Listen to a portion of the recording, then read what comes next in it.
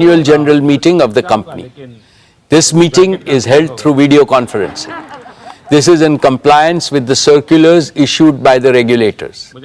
The company has taken all feasible steps to ensure that shareholders are provided an opportunity to participate in the annual general meeting and vote. Adequate video conferencing facility and live webcast of the proceedings of this meeting have also been provided. The requisite quorum is present, and therefore I call the meeting to order. Register of directors and key managerial personnel and their shareholding and register of contracts or arrangements in which directors are interested are available. These will remain accessible to the members for inspection electronically if they so desire. I wish to introduce, for the benefit of new members, my colleagues on the board of our company. Shri Adil Zanul Bhai, Shri R.S. Gujral, Dr. Shumit Banerjee, Srimati Arundhati Bhattacharya, His Excellency Yasir Al Rumayyan, Shri K.V. Chaudhary, Shri K.V. Kamath, Srimati Neeta Ambani, Shri Nikhil Meswani, Shri Hital Meswani, Shri P.M.S. Prasad. All the directors of the company are present at this meeting. Shri V. Shrikant, Chief Financial Officer, Srimati Savitri Parekh, Company Secretary, Shri Alok Agarwal, Shri K. Sethuraman, and the representatives of our statutory auditors and secretarial auditor of the company are also present at this meeting. Ladies and gentlemen, notice dated August 4, 2023, convening this annual general meeting and a copy of the annual report for the financial year ended March 31st, 2023 have already been circulated to members of the company electronically. With your permission, I shall take them as read. The auditor's report on the standalone and consolidated financial statements and the secretarial audit report of the company for the financial year ended 31st March 2023 do not contain any qualification, reservation, adverse remark or disclaimer. Accordingly, these reports are not required to be read out as provided in the Companies Act 2013. Now I will begin my formal address to the shareholders. My dear share owners, on 15th August, we celebrated our 77th Independence Day. As our Honorable Prime Minister, Shri Narendra Modi ji said in his address to the nation, this is a new India, full of self-confidence. ये भारत न रुकता है, न थकता है, न हाफता है, और न ही हारता है. This India is unstoppable. This India is tireless. This India does not gasp for breath, and this India does not give up. The historic success of Chandrayaan-3 demonstrated this yet again 5 days ago. On behalf of all of you, I send our heartiest congratulations to all the scientists and engineers at ISRO. Having consolidated its position as a global space power, what India can achieve in the future is indeed limitless. Friends, when we look at the geopolitical and economic situation, there are dark clouds of uncertainty hovering around us. However, there is also one sharp, unmistakable ray of certainty. The certainty that India will rise as a leading nation in our increasingly multipolar world. India's transformation as a prosperous, strong and self-confident nation stands out as a beacon of hope for the world. This is reflected in India's G20 theme, One Earth, One Family, One Future. India's presidency of G20 has made today's divided international community take note of the inspiring words of our Upanishads. Vasudeva Kutumbakam, or the entire world is our family. It is from this mantra that we at Reliance have derived and developed our We Care philosophy. We care for the planet. We care for humanity. We care for our beloved motherland, India. And, of course, we care for all our partners, employees, and shareholders. I will elaborate in the course of my address how this ethos pervades everything that we conceive, believe, and achieve at Reliance. Esteemed friends, in all humility, I would like to say that the new Reliance has been a forerunner of the emerging new India. With soaring ambition, we have set seemingly impossible goals and achieved them. This is evident from the fact that Reliance has cumulatively invested more than $150 billion in the last 10 years, higher than any corporate in India and comparable to the leading businesses across the world. We have shown a ceaseless spirit of innovation by offering to our customers products and services of the highest quality at prices amongst the lowest in the world. This can be seen from the fact Reliance's businesses and philanthropic initiatives have enhanced the quality of life as well as the ease of living of hundreds of millions of Indians. We have shown impeccable execution capabilities by consistently delivering on all our plans. This can be seen from the fact that Reliance has executed its projects, however big, complex and difficult, well before time and at lower costs than global benchmark. The best way to describe this new Reliance is that we have now become a new age technology company with distinctive capabilities. Today, we are a producer of technology, a large-scale deployer of technology, as well as a democratizer of technology. Friends, these achievements are a testament to our faith in India, to the unlimited India opportunity, and to the boundless Indian talent. What is true about Reliance is equally true about scores of other Indian enterprises, leading corporates as well as startups. I hugely admire their brilliant achievements. They too have made India proud by enhancing our nation's fame globally with their spectacular growth, commitment to quality and passion for innovation. Now it is the time for all of us in the business community to work together as a grand coalition to transform India into a fully developed nation by 2047, a prosperous India in which no Indian and no region will be left behind. Dear friends, I am delighted to report yet another year of stellar all-around performance. Reliance's consolidated revenues stood at 9,74,864 crores. Reliance's EBITDA for the financial year 23 was 1,53,920 crores, while the net profit was rupees 73,670 crores. Dear shareholders, Reliance's export for the year jumped 33.4% to 3.4 lakh crores. We accounted for over 9.3% of India's merchandise exports, up from 8.4% last year. In the financial year 23, Reliance's contribution to the national exchequer stood at rupees 1,77,173 crores.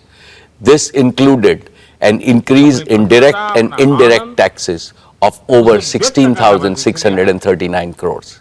Reliance also made the highest corporate social responsibility spending of rupees 1,271 crores.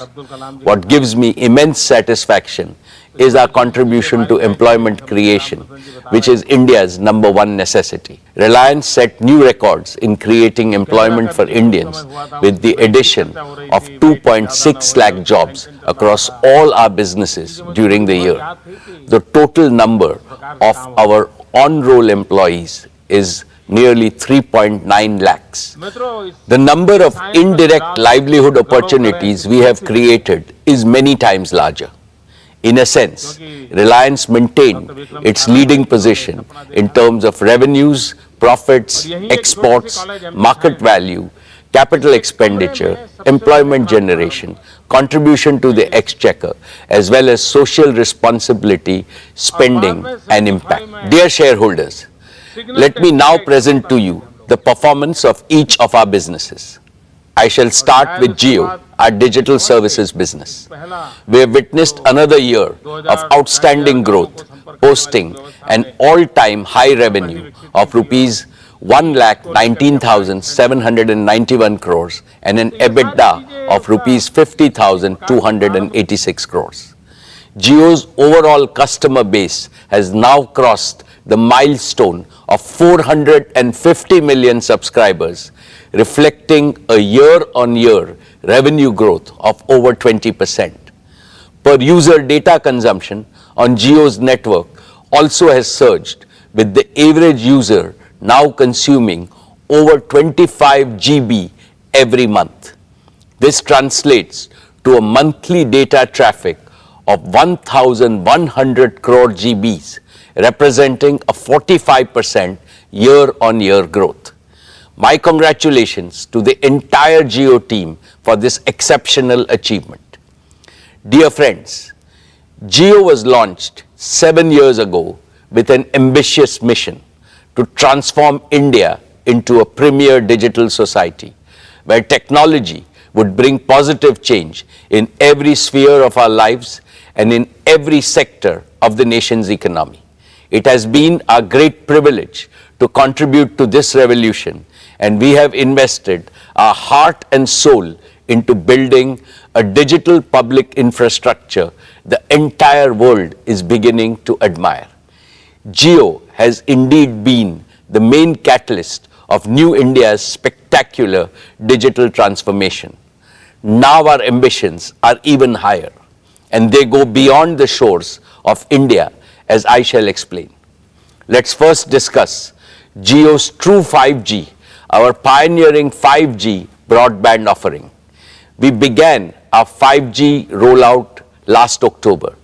In just 9 months, Jio 5G is already present in over 96% of the census towns of our country, and we are on track to cover the entire country by December of this year. This makes Jio 5G the fastest ever 5G rollout of this scale anywhere in the world. Today, nearly 85% of the total 5G cells operational in India are in Jio's network. At our current pace, we are adding one 5G cell to our network every 10 seconds, and we will have nearly 1 million 5G cells operational in our network by December. With this massive reach and capacity, here is our promise. We know that every home, small and medium businesses, factories, schools, colleges, and hospitals across India would like to have 5G. From December of this year, we will be able to promptly fulfill each and every demand for Jio 5G broadband connection across the country. Last year, I highlighted several advantages that differentiate Jio 5G from other operators, including our comprehensive spectrum, our standalone 5G architecture, and carrier aggregation. Recently, we used our own 5G stack to become the first operator in the world to launch commercial services on millimeter wave spectrum using standalone 5G. This high capacity, low latency layer will significantly enhance private 5G, home broadband, and enterprise use cases. We have also built our own low power small cells to go deeper into specific pockets of high consumption like tourist spots and temples in a highly energy efficient manner. These advantages, along with a massive scale of deployment, means that the best 5G coverage, capacity and experience is possible only with Jio 5G. Friends, with over 50 million 5G customers, we are already leading in 5G adoption in India. And we are the only company with the capacity to smoothly transition our entire 4G customer base to 5G with minimum additional capital expenditure. With the growing adoption of Jio 5G, we are also seeing an increasing trend of high ARPU post-paid customers choosing Jio as their preferred network. And Jio is the operator of choice for mobile users. Our net port-ins via mobile number portability was 5 times than that of our nearest competitor. We truly appreciate the confidence placed in us by our customers. We are inspired by their trust to reach a new gold standard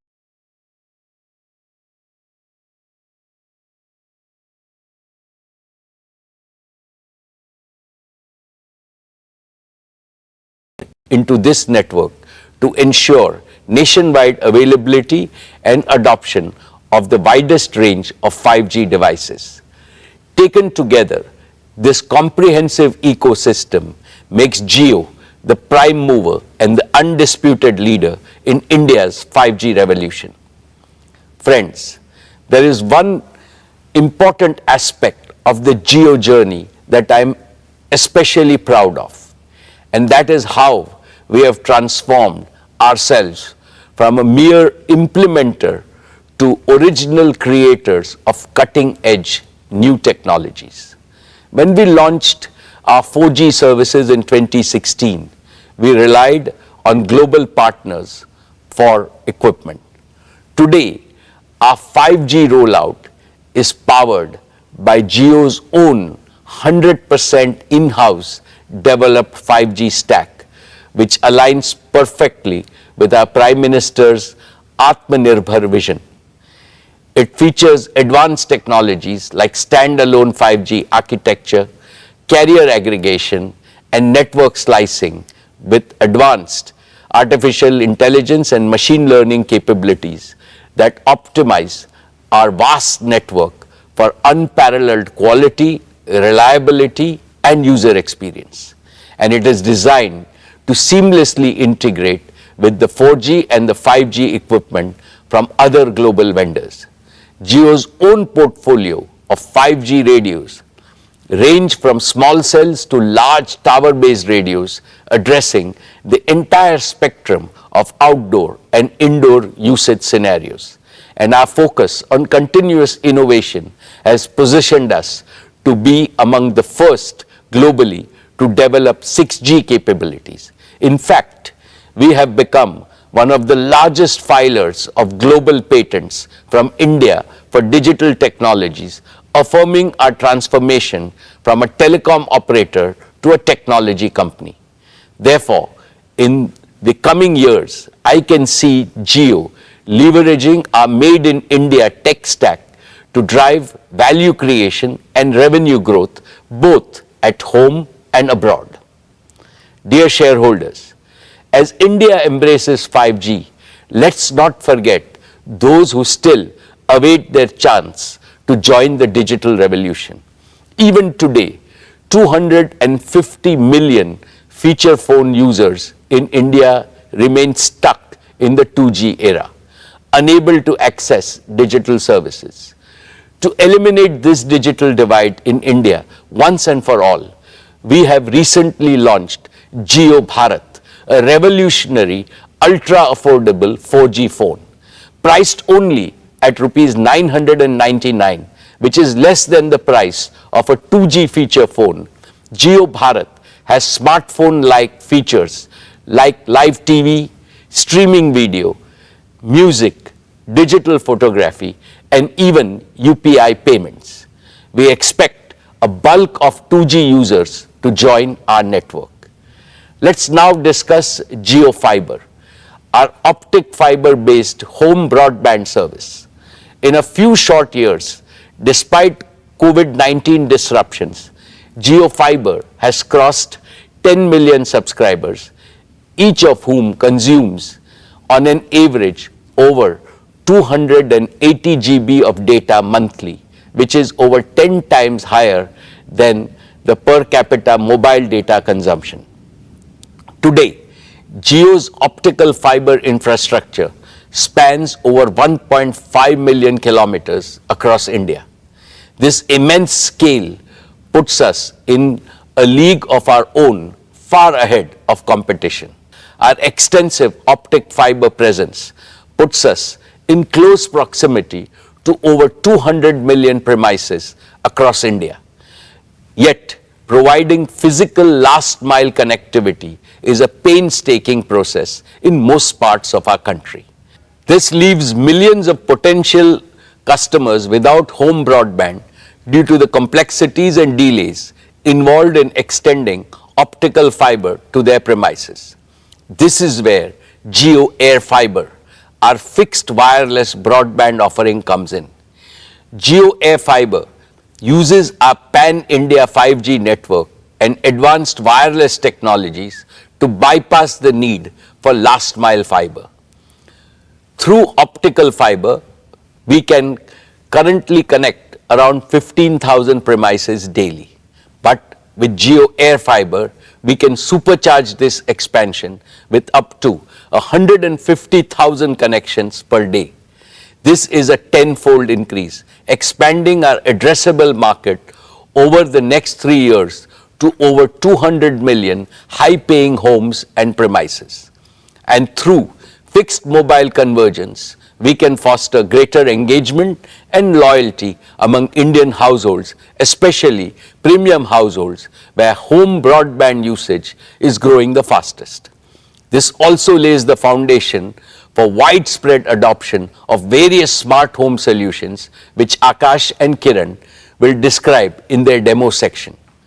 Today, I am delighted to announce that Jio Air Fiber will launch on the auspicious occasion of Ganesh Chaturthi on 19th September, giving us another avenue for customer value and revenue growth in the untapped Indian home segment. Let's now turn to Jio's business services. Our connectivity offerings for large enterprises and small businesses have doubled over the past year. Today, Jio provides connectivity services to over 80% of large enterprises in India. However, the potential in the enterprise sector, and especially within the small and medium business segment, is far greater than we have yet realized. Historically, enterprise services account for a large proportion of most telecom operators' revenues. This suggests that we have a golden opportunity to rapidly catch up and build an enterprise connectivity business that mirrors the scale of our consumer business. But we are not stopping at connectivity. We are also aiming to support the full spectrum of digital needs for Indian business.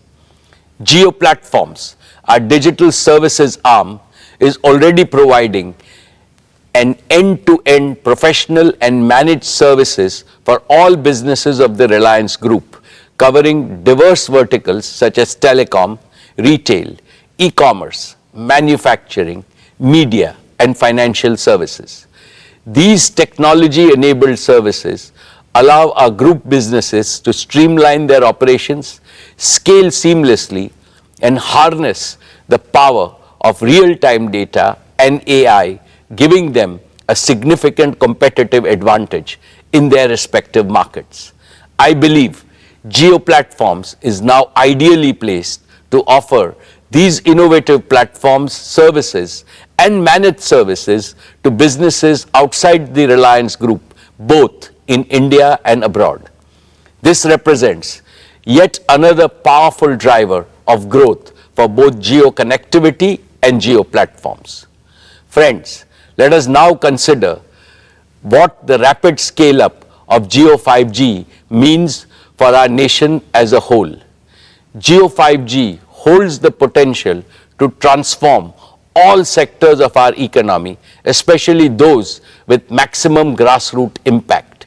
In agriculture, real-time monitoring and data analysis can enhance farm productivity and crop yields.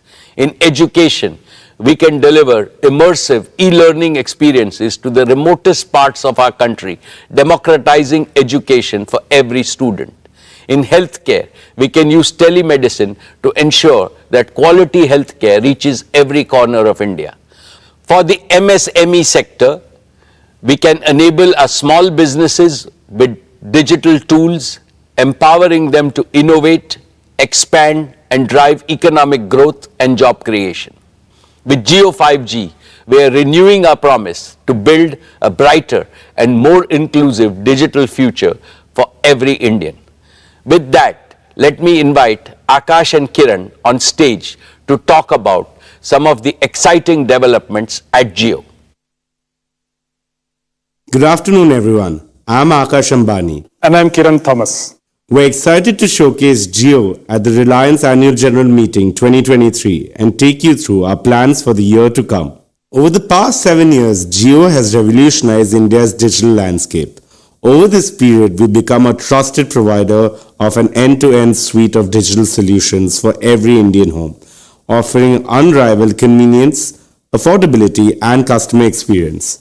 More than 80% of data consumption in India happens indoors, and through our home offerings, we meet our customers where they consume most of their data. Today, I'm thrilled to introduce Jio Smart Home Services, which is poised to redefine how we experience and manage our homes. Jio Smart Home is anchored by our robust and extensive home broadband offerings. Our extensive Jio Fiber service already serves over 10 million customers, with hundreds of thousands more getting connected each month. And now with Jio Air Fiber, we are expanding our addressable market to over 200 million homes and other premises. Jio Air Fiber is an aspirational service that will touch the lives of every Indian, becoming an integral part of every Indian household. Through a combination of Jio Fiber and Jio Air Fiber, our turnaround time to fulfill a customer order is among the fastest in the world. From the comfort of your homes, you can share your home address through Jio.com or the MyJio app. From that point, we step in as your trusted partner, delivering not only broadband to your doorstep, but also guaranteeing uninterrupted Wi-Fi throughout your entire home. And we won't stop there. We'll also guide you step by step to transform your home into a Jio Smart Home. Over to you, Akash. Thanks, Kiran.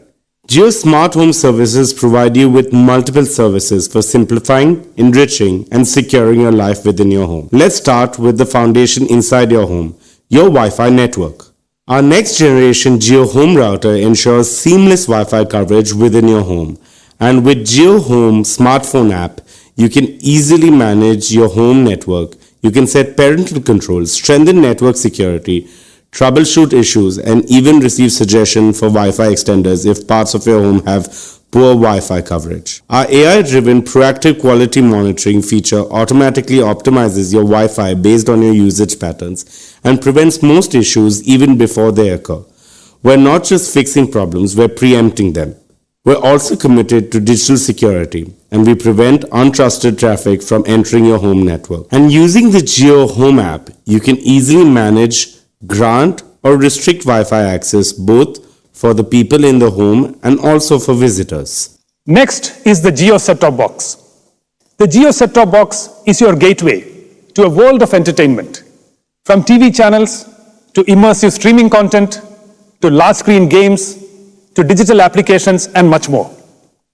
And the Jio Smart Home app includes an e-remote for your Jio set-top box, giving you one more convenient option alongside the traditional physical remote control. Plus, it lets you use your smartphone as a gamepad for your set-top box, removing the need for a separate game controller. Next is the Jio Set-top box. The Jio Set-top box is your gateway to a world of entertainment, from TV channels to immersive streaming content to large-screen games to digital applications and much more. And the Jio Smart Home app includes an e-remote for your Jio set-top box, giving you one more convenient option alongside the traditional physical remote control. Plus, it lets you use your smartphone as a gamepad for your set-top box, removing the need for a separate game controller. Entertainment is changing rapidly worldwide, shifting from linear to interactive content. Jio is accelerating this trend in India, revolutionizing how you engage with content. Our set-top box supports Jio apps like Jio Cinema, Jio TV Plus, along with leading global and Indian streaming apps. And earlier this year, Jio Cinema, our premier entertainment app, captivated cricket fans with a remarkable IPL viewing experience. Jio Cinema transformed the way we engage with live content, with path-breaking innovations like true 4K streams, 360-degree streams, multi-camera views, and fan interaction through our Hype feature. The response was incredible, setting multiple records for streaming content. Over 3.2 crore concurrent users during the IPL final, with more than 12 crore total viewers and 60 minutes average watch time per viewer per match. Beyond the numbers, Jio Cinema offers a wide-ranging freemium video library and is soon introducing even more features like multi-video picture-in-picture and multilingual support for Indian languages. Next, let's look at a few of the other features of the JioHome app. JioHome reimagines how you access your personal content, keeping your family photos and other media right at your fingertips, whether they are stored on your personal devices or in the cloud. With JioHome's Photos feature, you can access your cherished memories anywhere, anytime.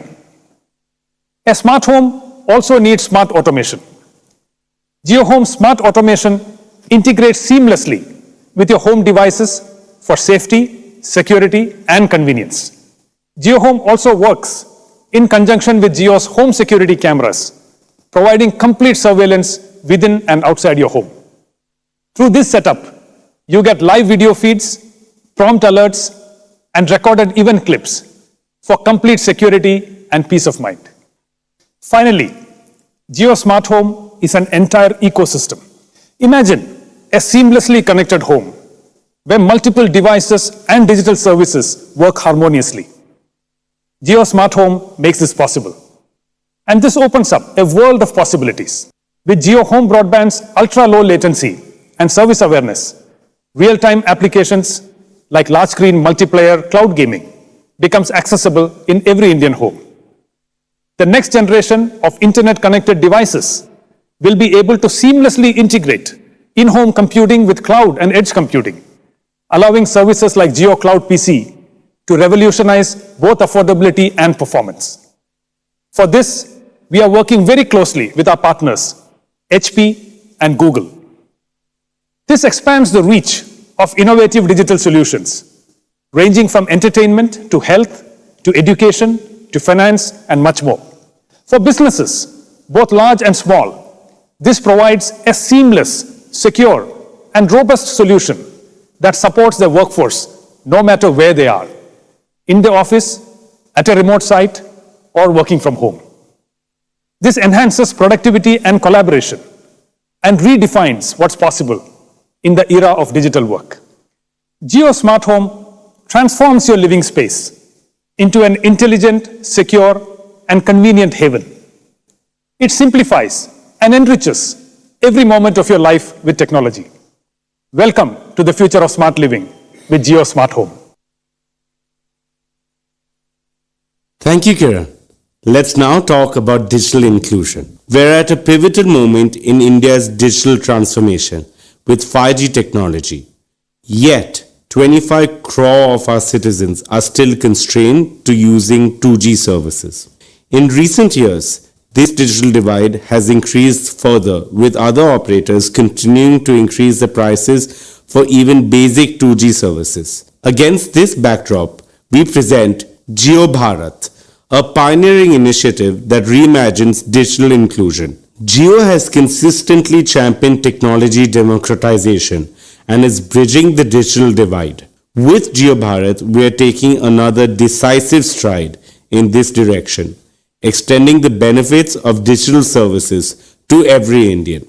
Jio Bharat is a gateway to digital independence for those who can't afford smartphones. Although it is priced comparably to 2G feature phones, Jio Bharat is a 4G-enabled phone with access to streaming content via Jio Cinema music streaming on JioSaavn, a powerful digital camera, built-in FM radio, and will support Jio TV with over 450 TV channels. And Jio Bharat also supports UPI payments. With Jio Bharat, even the most disadvantaged can now go cashless. It revolutionizes financial access, making transactions smooth and easy. Also, small merchants can now accept UPI payments through Jio Bharat, transforming grassroots commerce and empowering small businesses. Further, Jio Bharat's UPI integration streamlines direct benefit transfer from the government, enabling citizens to receive government support directly with easy balance checks and real-time notifications through UPI. Jio Bharat also comes with affordable, value-packed tariff plans. Our rupees 123 monthly plan includes unlimited voice and 14 gigabytes of data, 30% cheaper than similar plans from other operators. Yet another interesting aspect of Jio Bharat is the ecosystem we are creating around it. To accelerate our mission to create a 2G Mukt Bharat, we are opening up both the operating system and the platform we developed for Jio Bharat to other like-minded partners.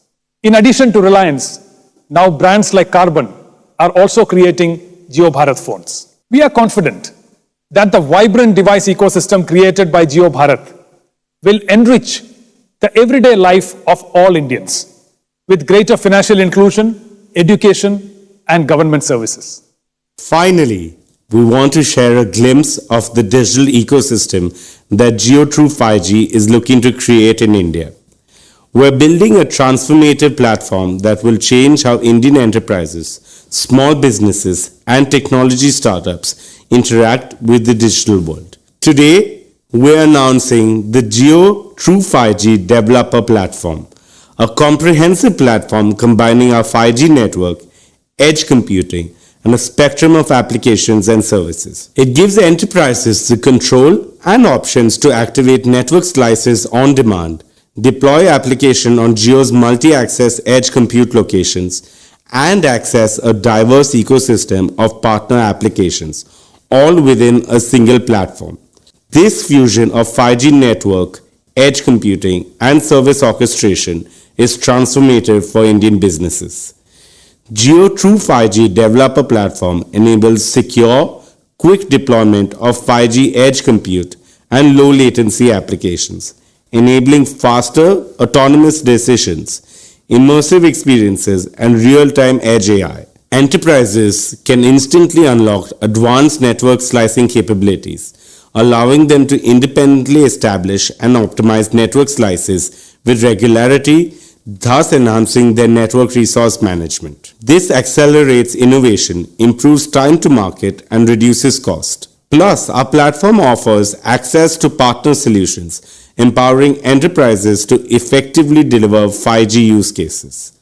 And through the Jio True 5G marketplace, our partners can integrate their offerings and develop tailored solutions that cater to specific needs. Today, we're also announcing the Jio True 5G Lab, a facility designed to accelerate industry transformation using Jio True 5G. In this facility, our technology partners and enterprise customers can develop, test, and co-create multiple industry-specific solutions. The inaugural Jio True 5G Lab will be located at Reliance Corporate Park, acting as a nerve center for shaping India's 5G future. And with that, let's invite our chairman back on stage.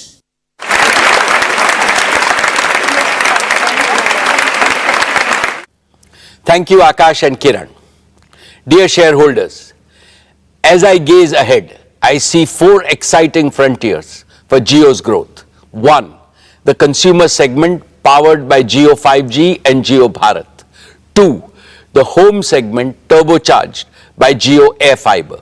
3, the business segment with its large untapped potential. And 4, the Jio platform's opportunity for global expansion.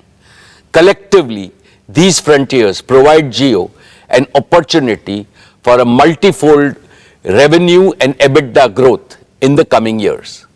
But there is also a fifth and most exciting frontier of growth for Jio.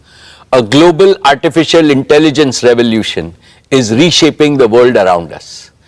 And sooner than we think, intelligent applications will redefine and revolutionize industries, economies, and even our daily life. To stay globally competitive, India must harness artificial intelligence for innovation, growth, and national prosperity.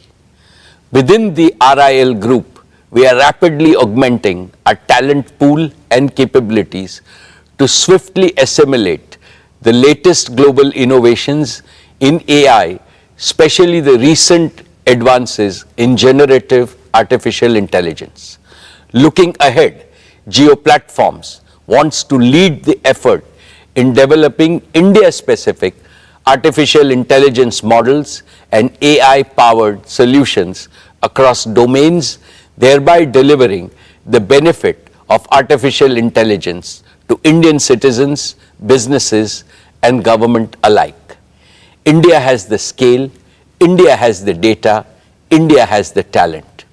But we also need AI-ready digital infrastructure that can handle artificial intelligence immense computational demands. As this sector expands, we stand committed to create up to 2,000 megawatts of AI-ready computing capacity across both cloud and edge locations. And we will do this while adopting sustainable practices and a greener future.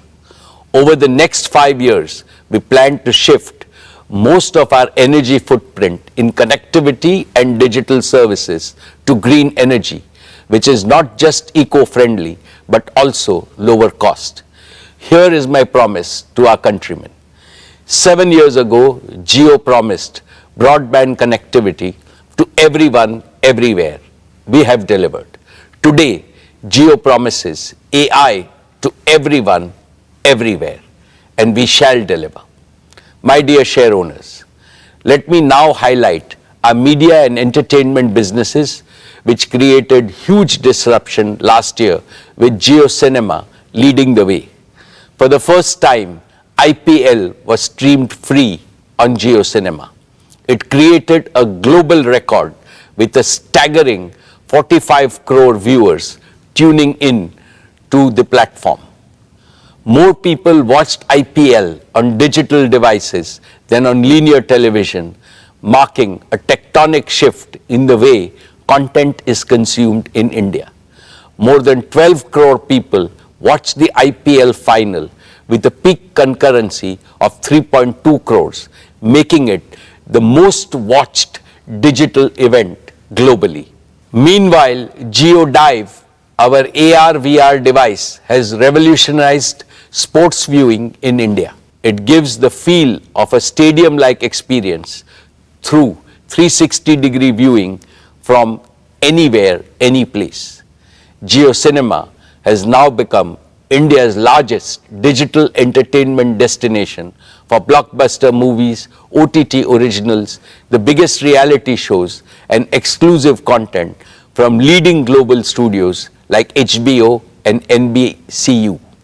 In short, Jio Cinema delivered industry-leading engagement metrics, registering strong growth in paid subscribers. Network 18, too, made great progress in its journey to becoming the top news network in India. It is going deeper locally and growing wider with international coverage. Our homegrown digital news platform, Money Control and First Post are setting new benchmarks globally. Dear shareholders, please join me in congratulating the leadership team of Reliance Retail for bettering their own record with spectacular performance last year. Reliance Retail posted annual revenue of rupees 2,60,364 crores, registering a year-on-year growth of 30%. We delivered an EBITDA of 17,928 crores and a net profit of 9,181 crores.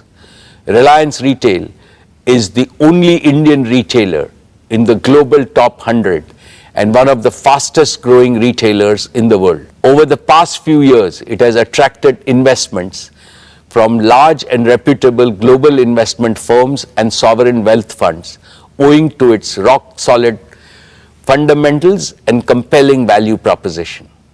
I am delighted to welcome yet another world-renowned sovereign wealth fund, the Qatar Investment Authority, as a valued investor in Reliance Retail with an investment of $1 billion for a 1% equity stake. This investment values Reliance Retail at pre-money equity value of rupees 8,28,000 crores. Just for context, during our fundraise in September 2020, the valuation of our retail business stood at 4,28,000 crores. In less than 3 years, the valuation of retail has almost doubled, notwithstanding the intervening COVID-19 pandemic. Based on this valuation, Reliance Retail, had it been listed, would have ranked among the top 4 companies in India and the top 10 retailers globally. The pace of this value creation is unmatched globally. It is a testament to our unwavering commitment to quality, innovation, customer centricity, and adaptability. Through strategic investments, digital transformation, and relentless focus on delivering exceptional experiences, we continue to earn the trust and love of our customers. Allow me to add that several marquee global strategic and financial investors have shown strong interest in Reliance Retail. I will update you about our progress with them in due course. I now invite Isha to report on the progress of our retail business. Thank you, Chairman. Dear shareholders, financial year 23 has been a landmark year for our retail business. Our immense faith and conviction in India's retail story was amply rewarded when Reliance Retail crossed the milestone of 100 crore transactions, up 42% year-on-year. Our stores received more than 78 crore footfalls during the year, and the number of registered customer base grew to nearly 25 crore. We are delivering value to over 30% of India's addressable population. All this has made Reliance Retail rank among the top 10 most visited retailers in the world. Our digital and new commerce sales contributed to nearly 50,000 crore rupees, accounting for about a fifth of our revenues. We've invested over $10 billion in the past 2 years, focusing on building integration, growing our in-house brands, and improving our supply chain networks. We opened over 3,300 new stores last year, taking the total store count to over 18,000 stores, covering nearly 6.5 crore square foot of retail space. 2/3 of these stores are in small towns, tier 2 and tier 3 cities, which is a testament to our commitment of making retail inclusive. Dear friends, we have built our retail business on the principle of 4 C's: collaboration, consumer engagement, creativity, and care. First, collaboration. We have partnered with lakhs of small producers, manufacturers, and merchants, making them self-reliant and competitive through our digitally enabled supply chain. Last year, we reached the milestone of partnering with over 30 lakh merchants. The acquisition of Metro Cash and Carry has further bolstered our value proposition for merchants. Second, consumer engagement. We believe that Indian consumers deserve nothing but the best. We continue to deepen our engagement with our existing customers and continue our foray into new geographies. Reliance Retail currently serves over 98% of India's PIN codes through integrated online and offline channels. Third, creativity. We spend time in understanding what our customers want, and accordingly, we create and innovate new products, formats, and platforms to serve them better. For example, we recently launched Tira, our omni-channel beauty platform. It focuses on providing experiential retail services, technology-enabled personalization, and content all at once. Fourth, care. Staying true to Reliance's We Care philosophy, we consider our retail business a success only when it leads to shared prosperity, with the benefits of reaching hundreds of millions of consumers, merchants, and other stakeholders.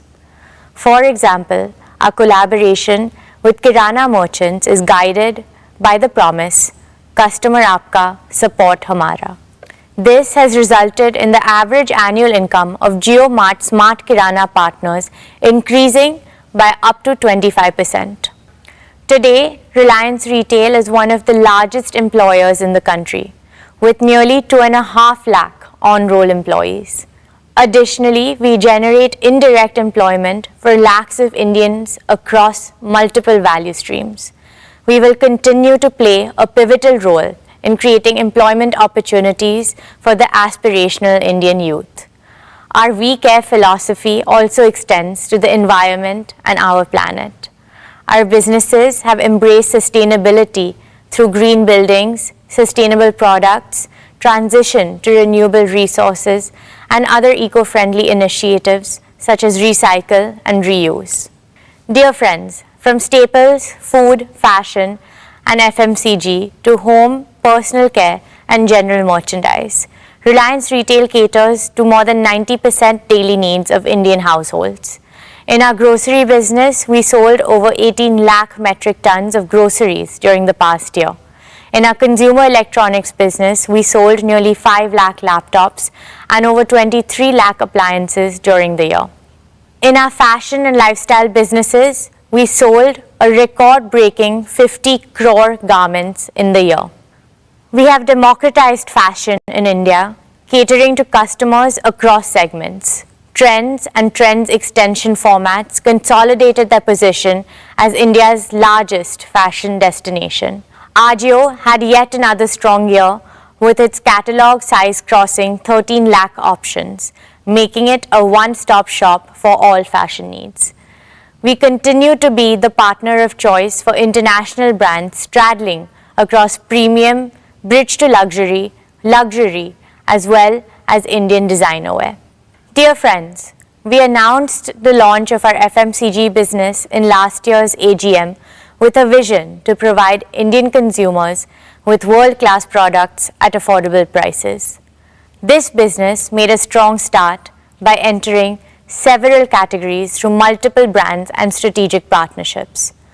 A key pillar of our FMCG business is to make heritage Indian brands contemporary for today's Indian consumers, keeping the age-old brand promise intact. We have acquired and partnered with several such brands like Campa Cola, Socio, and Lotus. We have launched Campa Cola with the promise of great Indian taste, and consumers have embraced it wholeheartedly. We're scaling it up further in India and have also started work to take it global, starting with Asia and then Africa. We have partnered with General Mills for bugles and Malaban for biscuits. These will be our rich and premium offerings to discerning Indian consumers. The new commerce business grew phenomenally on the back of our omni-channel capabilities.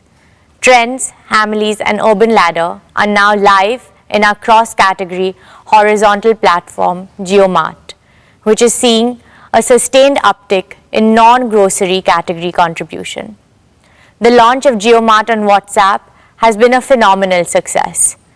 There has been a 9x growth of JioMart consumers on WhatsApp since its launch in 2022.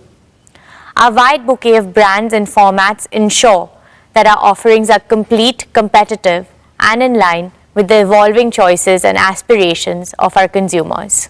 Dear friends, the value created by our retail business has been immense for all our stakeholders. Here, I would like to underscore Reliance's deep commitment to India's inclusive development by harnessing the limitless intangible wealth that resides at the bottom of our social pyramid. Let me give you some specific examples.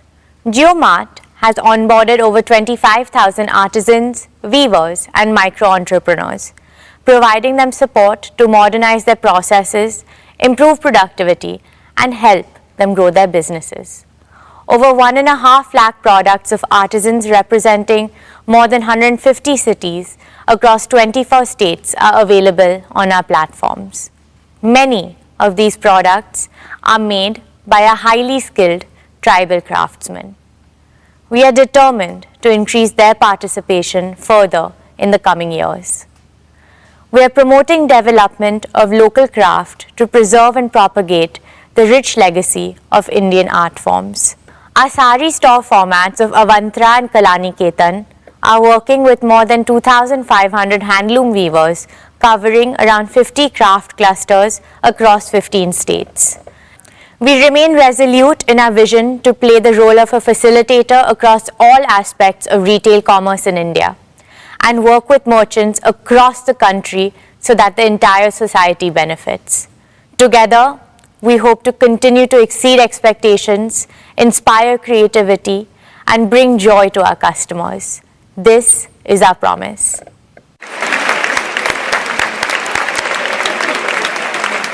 Thank you, Isha. That was truly inspiring, especially your emphasis on India's inclusive development. I am confident that as India grows from a $2,500 per capita economy to a $10,000 per capita economy, Reliance Retail will be our fastest growing business in revenues and EBITDA.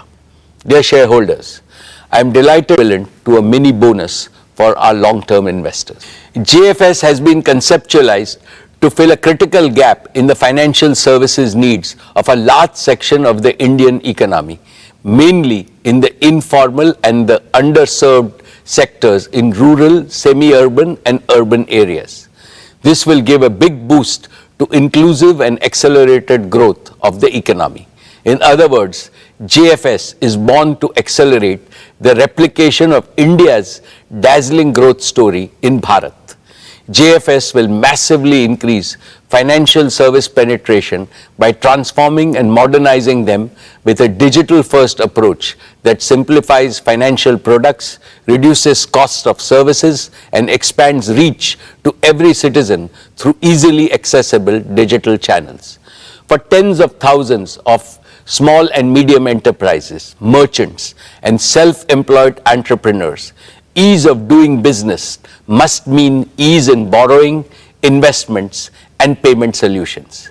JFS plans to democratize financial services for 1.42 billion Indians, giving them access to simple, affordable, innovative, and intuitive product and services. Dear shareholders, JFS has announced a joint venture with BlackRock to set up an asset management business that will provide simple and trustworthy investment solutions in our country. BlackRock is the world's largest asset management company, managing assets worth over 11 trillion US dollars with a stellar reputation and track record. The joint venture will synergize the respective strength of JFS and BlackRock to deliver technology-enabled, affordable, and innovative investment solutions. Now, with great pleasure, let me invite our valued partner, Mr. Larry Fink, Chairman and CEO of BlackRock, to share his vision for our partnership. Thank you, Mukesh. It is an honor to have the opportunity to address the Reliance Industries annual general meeting, and I couldn't be more excited about our new partnership. For 35 years, BlackRock's mission has been to make investing easier and more affordable for millions of investors around the world. That's why I'm so proud of our forthcoming joint venture in India with Jio Financial Services, a company built by Reliance Industries. Our companies have a shared vision to create better financial futures, and Jio BlackRock will deliver our combined expertise and scale to unlock the power of investing for millions of people throughout India.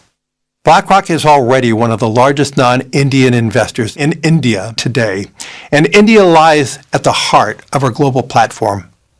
Over the past 15 years, BlackRock's presence in India has grown to thousands of employees across offices in Mumbai, Gurgaon, and Bangalore, whose skills span investments and operations and analytics and modeling, digital marketing, and human resources. Global investors recognize that India is at the cutting edge of digital transformation, in large part because of Reliance and Jio have built a digital and consumer ecosystem unparalleled anywhere else in the world. We've seen the speed of change and the unique combination of talent, of innovation, and digital infrastructure transformed entire industries in India.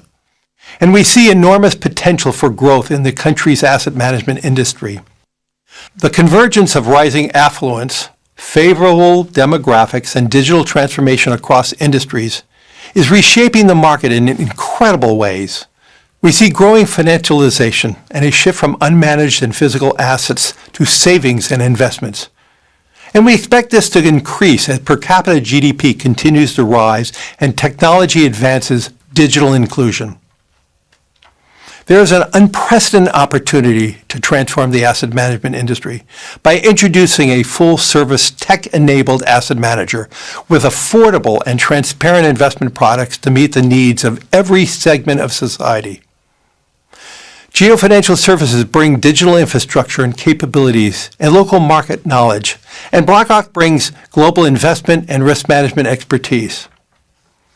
Together, we will aim to transform the asset management industry through a digital-first offering and democratization of access to affordable, innovative investment solutions for millions of investors throughout India. India represents a tremendous opportunity, and Jio BlackRock demonstrates our commitment to India's continued growth and promise. Thank you, Mukesh, for the opportunity to speak today. I am incredibly excited about our new partnership and wish all the best to the entire Reliance industry team for another great year ahead. Thank you, Larry, for sharing your vision. We look forward to working together to make this vision a reality. Dear shareholders, in payments, JFS will consolidate its payment infrastructure with a ubiquitous offering for both consumers and merchants, further driving digital adoption for India. JFS products will not just compete with current industry benchmarks, but also explore path-breaking features such as blockchain-based platforms and CBDC. They will adhere to the highest standards of security, regulatory norms, and ensure protection of customer transaction data at all times.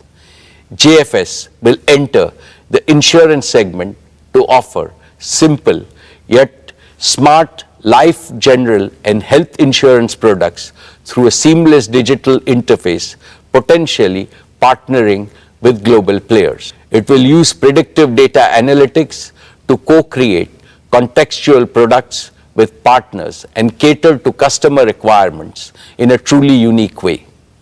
Dear shareholders, just like Jio and retail, JFS too will prove to be an invaluable addition to the Reliance ecosystem of customer-facing businesses.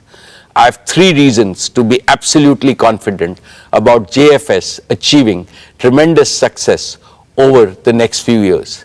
First, the digital-first architecture of JFS will give it an unmatched head start to reach millions of Indians. Second, this is a highly capital-intensive business. Your company has provided JFS with a strong capital foundation to build a best-in-class, trusted financial services enterprise and achieve rapid growth. Reliance has capitalized JFS with a net worth of rupees 1,20,000 crores to create one of the world's highest capitalized financial services platforms at inception. Third, JFS is blessed with a very strong board led by Shri K.V. Kamath, a veteran and most respected banker. A highly motivated leadership team is being built with a combination of financial industry experts and young leaders who are eager to take on big challenges. I call upon all of you to join me in wishing the JFS team the very best in their ambitious endeavors. Dear shareholders, I now come to our oil and gas business. Gas is a key transition fuel in our nation's quest for clean and sustainable energy. With our valued partner BP, we have revived gas production from the KGD6 block from near zero a few years back to about 20 million cubic meters per day in the financial year 23. This is led by successful commissioning and safe delivery of gas from the R cluster and the satellite cluster projects in the financial year 21 and 22 respectively. Continuing with our effort, this year we commissioned one of the most complex and most efficient deep water projects of this scale, the MJ field in KGD6 block. This includes a state-of-the-art FPSO, which is among the largest and the most complex in the world, with a gas production capacity of 14 million cubic meters per day. My congratulations to the entire oil and gas team for successfully commissioning the MJ field in less than 3 years, amongst the fastest in the industry. We are well on our way to enhance production to 30 million standard cubic meters per day, which will be 30% of India's gas production and 15% of its current gas demand. At a time when global energy supplies and prices are witnessing unprecedented volatility and uncertainty, this gas is a major source of clean energy saving, up to $7 billion per annum in imports for our country. We are pursuing further enhancement with our exploration efforts in KGUDW1 and KGUDW2 blocks in the Krishna Godavari basin, with an aim to sustain our gas production over the next 15 to 20 years. Reliance is today India's only company with proven capabilities in exploring and producing oil and gas from deep and ultra deep water blocks. We will leverage these capabilities in related renewable energy areas like offshore wind and geothermal. Dear shareholders, in the year gone by, our oil to chemicals business operated in a highly volatile global scenario. Despite all the challenges and a new one-time tax in the form of special additional excise duty, our O2C EBITDA for the financial year 23 improved by 17.7% to a record high of 62,075 crores. Our talented teams ensured that our asset utilization remained higher than the industry average through robust planning and exceptional teamwork. We operated with the lowest level of feedstock inventory in our history to benefit from opportunities in a turbulent global oil market. Fully utilizing the flexibility and integration of our assets, we added 13 new grades of crude oil and feedstocks. We ensured high availability of the gasification unit to minimize the purchase of high-cost LNG to lower our energy costs. Our partnership with BP in fuel retailing and mobility solutions continued to make steady progress. Friends, we have embarked on our journey to transition our O2C business into a sustainable, green, circular, and consumer-integrated chemicals and materials business. The key pillars of this transition are: first, we are accelerating our journey to achieve net zero by 2035 through use of renewables and bioenergy for a sustainable and green business. We are well on our way to build the new energy ecosystem of manufacturing solar, wind, batteries, hydrogen, and bioenergy platforms. This will enable us to speed up the development of our renewable generation assets to deliver round-the-clock electricity for our captive requirements, as well as to meet the growing needs of Indian consumers. As the cost of renewables will be significantly lower compared to fossil fuel-based energy, this will result in reduced energy cost and improved profitability for our O2C businesses. Second, we are accelerating circularity and consumer integration. We have also been working on scaling up our chemical recycling technology to deliver application-specific green products. This is helping us access high-value, high-potential customers in new value chains. Third, with technology and innovation, our refinery at Jamnagar will be progressively operated as a chemicals and material feedstock production engine. We started this by converting some low-value refinery streams to recently launched, highly specialized halobutyl rubber grades and a new purified isophthalic acid plant which is under commissioning. As announced last year, we are executing India's first and world-class carbon fiber facility in Hazira, Gujarat. Our carbon fiber platform will include carbon fiber and carbon fiber reinforced plastics. Our target is to be among the top 3 players globally in the carbon fiber and the carbon fiber reinforced plastic composites. Dear shareholders, with climate crisis looming large, the world is going through a multi-decade era of transformation from fossil fuels to green energy. This transformation requires significant investments in skills and capabilities, technology and innovation, as well as in building large-scale manufacturing ecosystems. All this provides strong tailwinds to our new materials and new energy businesses. The next few years is going to be transformational for your company as leading from the front. It positions India to be a world leader and trendsetter in energy transition. My dear shareholders, we remain focused on fast-track execution of our Dhirubhai Ambani Green Energy Giga Manufacturing Complex at Jamnagar. Our first priority is to deliver a fully integrated end-to-end solar PV manufacturing ecosystem. This will be one of the largest, most technologically advanced, flexible and cost-competitive solar gigafactory globally, and will be converting sand into solar PV modules. Our solar gigafactory will include manufacturing of PV modules, cells, wafers and ingots, polysilicon and glass at a single location in Jamnagar. We will target to bring the factory on stream in a phased manner by the end of 2025. We will be deploying leading-edge heterojunction technology for manufacturing one of the highest efficiency solar PV cells and modules globally for utility scale and rooftop power generation. We will further continue to innovate and maintain global leadership. Friends, we will also pursue wind power generation. Towards this, we have made significant progress in developing a manufacturing ecosystem critical to achieving cost-efficient wind generation at giga scale. One of the significant cost drivers in manufacturing of wind blades is carbon fiber.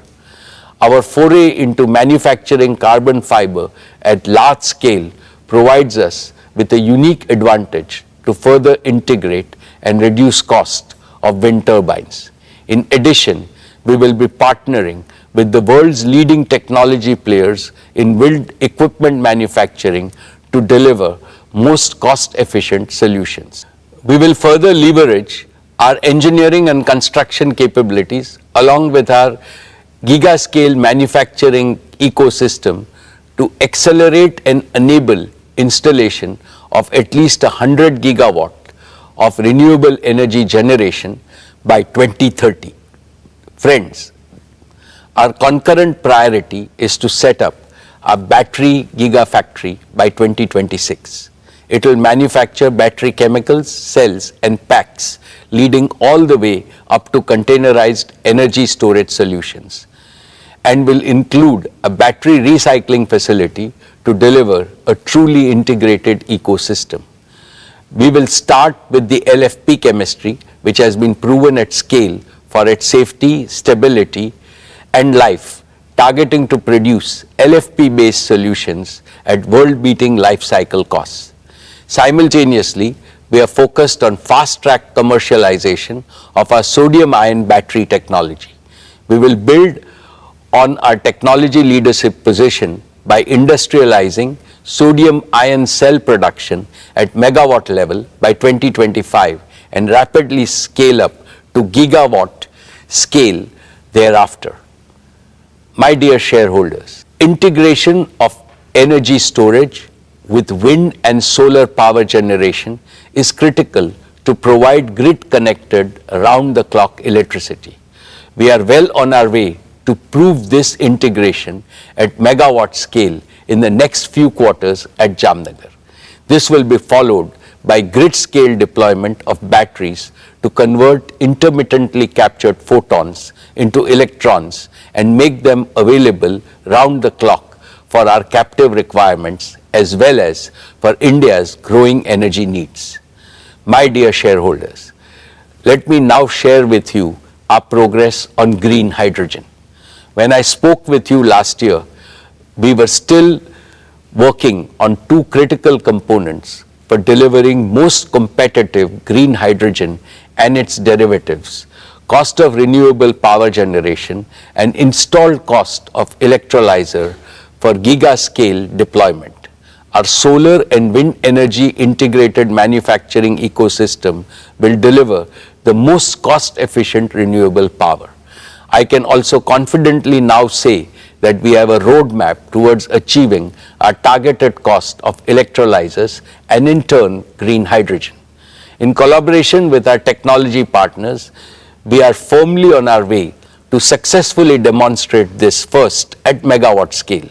We will leverage our engineering capabilities, large-scale manufacturing and localization to optimize this at gigawatt scale. In parallel, we will set up a fully integrated, automated, gigawatt-scale electrolyzer manufacturing facility.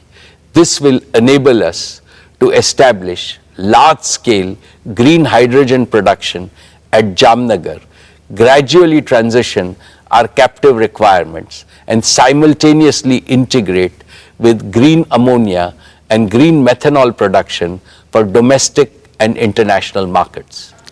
Your company is uniquely positioned to be a global leader in green chemicals, manufacturing by leveraging its O2C infrastructure, talent, and execution capabilities. Friends, I am happy to present an early success story. Your company prides itself in embracing societal challenges and delivering world-class solutions suited for India. In the same spirit, we took to solving the problem of severe pollution faced by many of our Indian cities during winters caused by stubble burning and accelerated our plans to deploy bioenergy projects. India produces nearly 230 million tons of non-cattle feed biomass, most of it contributing to air pollution. Within a short span of 1 year, we have become India's largest bioenergy producer based on our indigenously developed technology. After setting up 2 demo plants for compressed biogas at Jamnagar, we have commissioned the first commercial scale compressed biogas plant at Barabanki in UP in a record time of just 10 months. We will rapidly scale this up to 25 CBG plants across India. Our target is to establish 100 such CBG plants in the next 5 years, consuming 5.5 million tons of agro residue and organic waste, thereby mitigating nearly 2 million tons of carbon emissions and producing 2.5 million tons of organic manure annually. This will result in a reduction of about 0.7 million tons of imported LNG. My dear shareholders, we are progressing well to deploy our committed capital of 75,000 crores to build our new energy manufacturing system. This will enable us to accelerate gigawatt scale production for round-the-clock power and for large-scale green hydrogen production for green chemicals manufacturing as well as green mobility. We will continue to invest in technology and talent. We will collaborate with global technology and product companies, including startups, focused on commercializing emerging and disruptive technologies. We are rapidly adding to our rich talent pool of several thousand scientists, engineers, and innovators drawn from countries around the world. Our transition to net zero and building a sustainable chemicals business will result in increased revenue, reduced energy cost, improved profitability, and providing a near perennial growth platform in India and overseas for our materials and energy businesses. Esteemed shareholders and other stakeholders, Reliance is uniquely positioned to offer a practical solution to the energy trilemma India has been facing. Let me explain. The energy trilemma demands action to overcome three challenges. One, affordability of energy. How to ensure that every citizen and every economic activity in India has access to adequate and most affordable energy. Two, sustainability of energy. How India can rapidly transition from fossil fuel based energy to clean and green energy. Three, security of energy. How the expanding needs of a fast growing Indian economy can be de-risked from geopolitical rivalries, conflicts, and potential supply disruptions. Reliance's new energy and new materials businesses squarely address this trilemma. Green energy is becoming affordable because its costs are already much less than those of non-renewables, and they will come down further. Green energy is sustainable because the sun and the wind are never going to disappear. Green energy is secure because India will no longer be dependent on large-scale imports for its energy needs. Furthermore, Reliance will have indigenous technology ownership and manufacturing capabilities. In fact, Reliance has a golden chance to enable India to transform itself from a net energy importer to a net energy exporter. Therefore, as I look to the future, I can clearly see Reliance creating substantial wealth for India and for all our shareholders in perpetuity. Dear friends, I am very proud of the work Reliance Foundation has been doing under the leadership of Srimati Neeta Ambani, be it in the use of technology or being amongst the first to provide relief to those affected by disasters or working with partners. Our Reliance Foundation teams are working tirelessly to make lives better for millions of Indians. I would now like to invite Neeta to talk about Reliance Foundation and its work. Thank you, Mukesh. Dear members of Reliance family, our esteemed shareholders, Namaskar.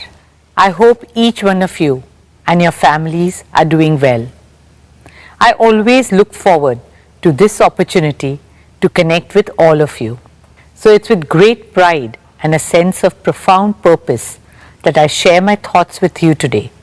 I represent the beating heart of Reliance, our beacon of empowerment and transformation, the Reliance Foundation.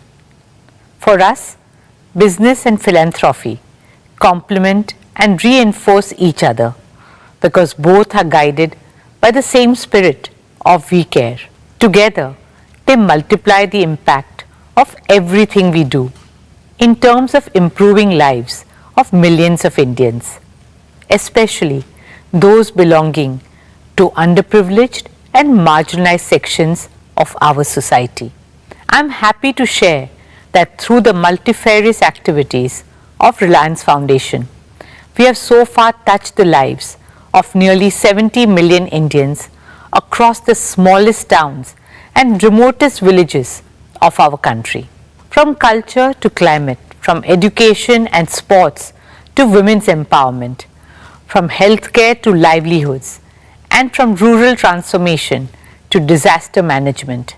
We work in all states and over 54,000 villages across India. I would now like to share with you a glimpse of our journey, the milestones we achieved this year, and the path ahead. Dear friends, with immense pride and excitement, I will start with a project that's very close to my heart. In April this year, we opened doors to the Neeta Mukesh Ambani Cultural Center in Mumbai. Art and culture bind communities and countries together and bring hope and happiness to humanity. For a long time, Mukesh and I had nurtured a dream that India should have a world-class cultural center. NMACC is a realization of that dream. It's an ode to our great nation, a tribute to our artistic heritage, and a dedication to all young Indians. Our vision is to showcase the best of India to the world and bring the best of the world to India. Over the last 5 months, we have worked hard to live up to that vision. We started with our very own production, the great Indian musical, Civilization to Nation, and followed it up with the iconic Broadway musical, The Sound of Music. We hosted maestros of Indian arts like Ustad Amjad Ali Khan, Pandit Hari Prasad Chaurasya, and Pandit Kartik Kumar. Our smaller theatres are designed to be incubators of talent. They are the soul of NMACC, encouraging and empowering budding young artists with opportunities. From international art exhibitions to Parampara and Bachpan, we have and will continue to curate cultural experiences for the people of Mumbai and all over India. I am pleased to share with you that since the opening of NMACC, we have welcomed over 20 lakh visitors at the centre. For me, the most heartwarming experience at NMACC has been Swadesh. Swadesh is our humble initiative to preserve and promote India's age-old arts and crafts. At Swadesh, we give a global platform to India's traditional artisans whom the Reliance Foundation has been honoured to support for over a decade. Featuring arts like Pichwai and Pattachitra, weaves like Banarasi, Paithani, Patola, crafts like Kashmiri carpets and shawls, and blue pottery. Swadesh spotlights the spirit of Make in India and offers respect and sustenance to our skilled craftsmen and women. These artisans truly are the pride of our country. We have therefore drawn up exciting plans to grow the Swadesh brand globally. This will be supported by a new initiative, the Reliance Foundation Skilling Center for Artisans. This digitally enabled capacity building program will transform the craft sector by creating attractive livelihoods and raising the social prestige of Indian artisans across the country. It has been an honor for us to support them and their artistic legacy that has been passed down over generations. I welcome all of you to come visit Swadesh at NMACC and support our artisans. Friends, I would now like to talk about our work with the future of India, our children. There are over 250 million children in India's schooling system. They are the ones who will create a new India. Through the power of 5G, our vision is to connect these 250 million children to quality education and employment opportunities. I am pleased to share that our flagship Dhirubhai Ambani International School continues to be amongst the top IB schools globally and the #1 international school in India for 10 consecutive years. It's a happy school where teaching is a pleasure and learning a joy. We are now eagerly looking forward to opening our new school the Neeta Mukesh Ambani Junior School.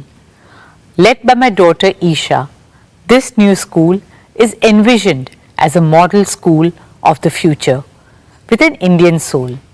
As a teacher myself, I know that teachers are the heart of driving education. We are committed to scaling up our efforts to build teachers' capacity for delivering 21st century learning to our children. Therefore, I am happy to share that we are establishing a world-class teacher leadership institute and awards to foster teacher innovation. Dear shareholders, last year we celebrated the 90th birth anniversary of our founder chairman and my father-in-law, Shri Dhirubhai Ambani.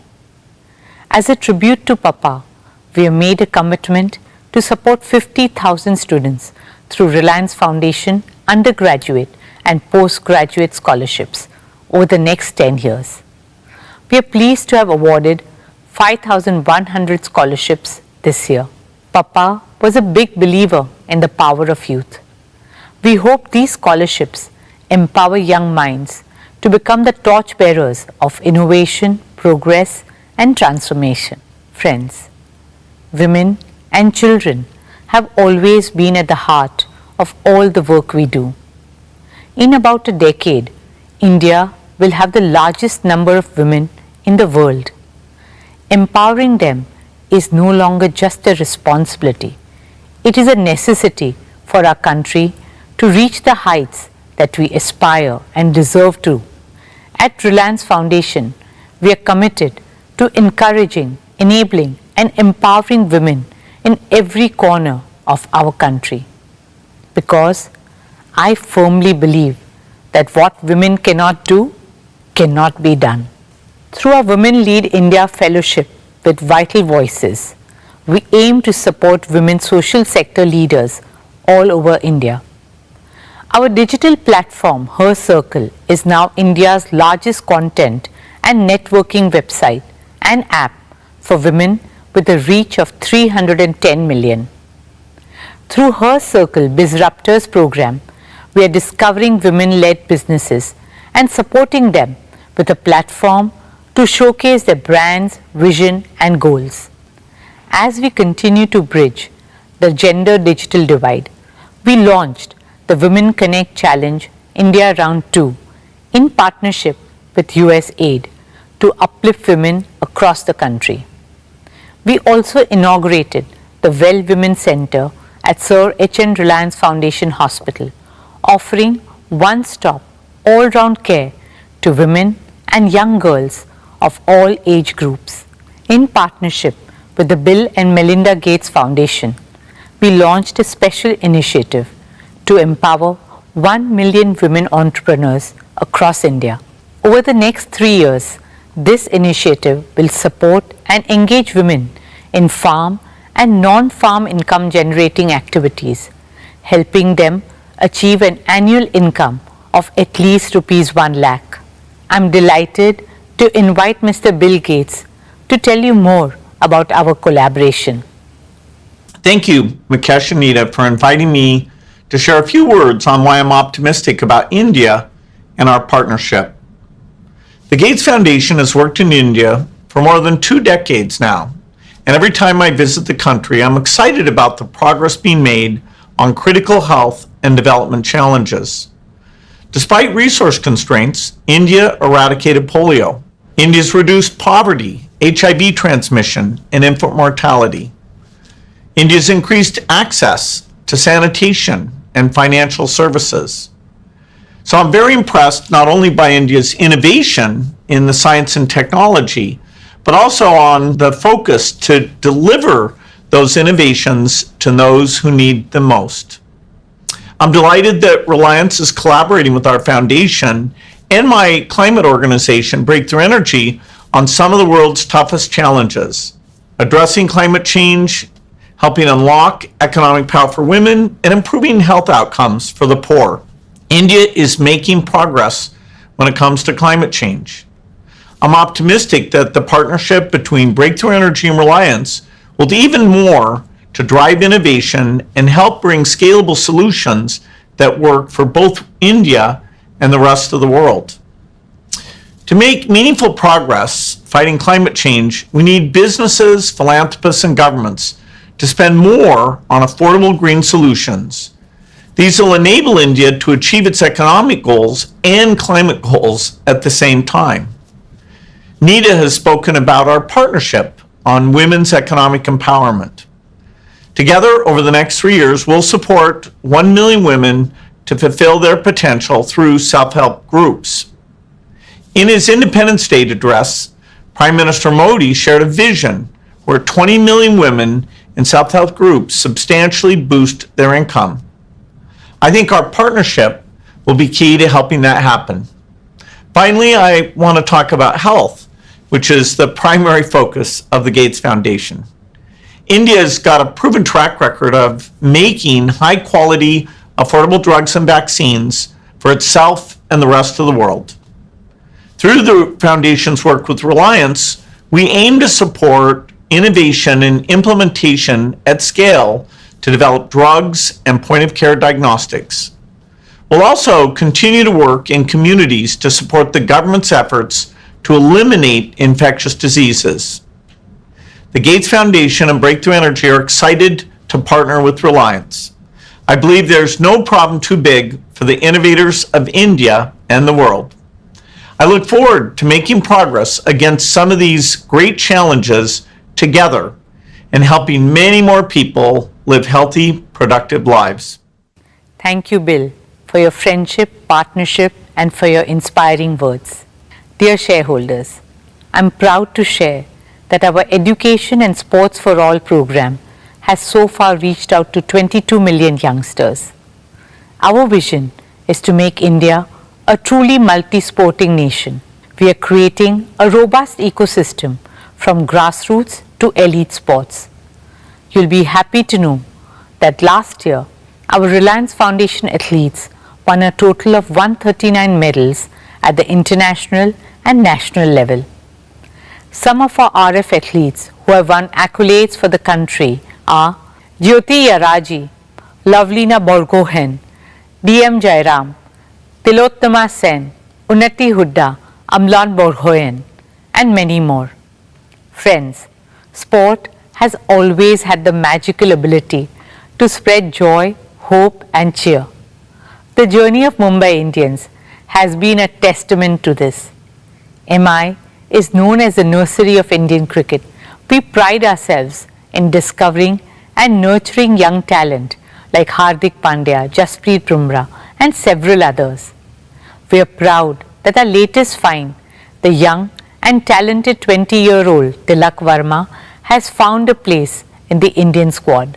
Led passionately by my son Akash, now the MI franchise has expanded globally with 5 teams in 4 countries: MI Cape Town, MI Abu Dhabi, MI New York, and of course our MI women's team in India. Just last month, MI New York won the inaugural Major League Cricket trophy in the US, and our women's team too won the inaugural Women's Premier League title in March this year.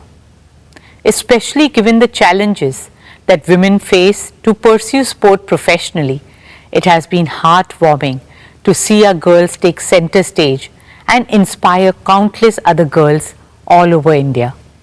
Friends, as a member of the International Olympic Committee, it has been my dream to bring the Olympics to India. I'm happy to share with you that we have taken the first steps in that direction. In October this year, we will host the 141st IOC session at the Neeta Mukesh Ambani Cultural Center. You'll be proud to know that for this historic session bid, there were 75 votes cast for India and only 1 vote against. So with a thumping majority, we are bringing the Olympic movement back to India after a gap of 40 years. And this is just the beginning. It's the start of a glorious new era for Indian sport, an era in which our young athletes are making us proud at the highest levels. And India is finding its rightful place in the global sporting arena. Only onwards and upwards from here on. Dear shareholders, as I conclude, I stand before you with a heart full of gratitude and a firm belief in the limitless potential of the people of India. Thank you all for your faith and trust in us. At Reliance Foundation, we will continue to place the prosperity of our country and communities first. We will stand shoulder to shoulder with every single Indian always. We will do all that we can to uplift lives, share smiles, empower dreams, and build bridges to a brighter, greener, kinder, and happier tomorrow. Jai Hind. Dhanyavad.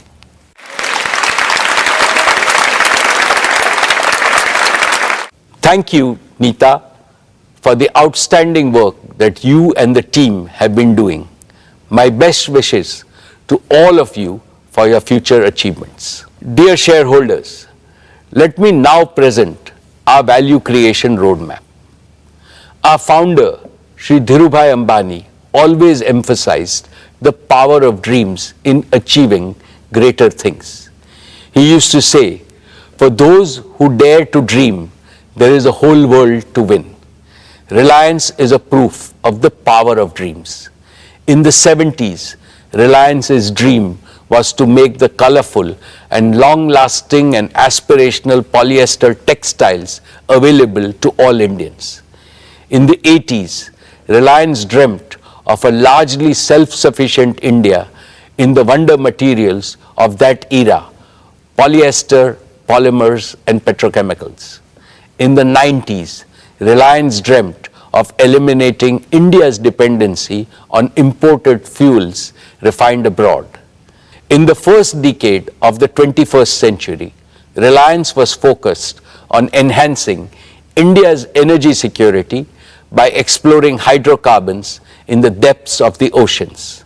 In the last 15 odd years, Reliance has pursued two big dreams: bringing the power of digital technology to every Indian and to create an omni-channel retail network aimed at benefiting hundreds of millions of consumers. Each dream became a reality.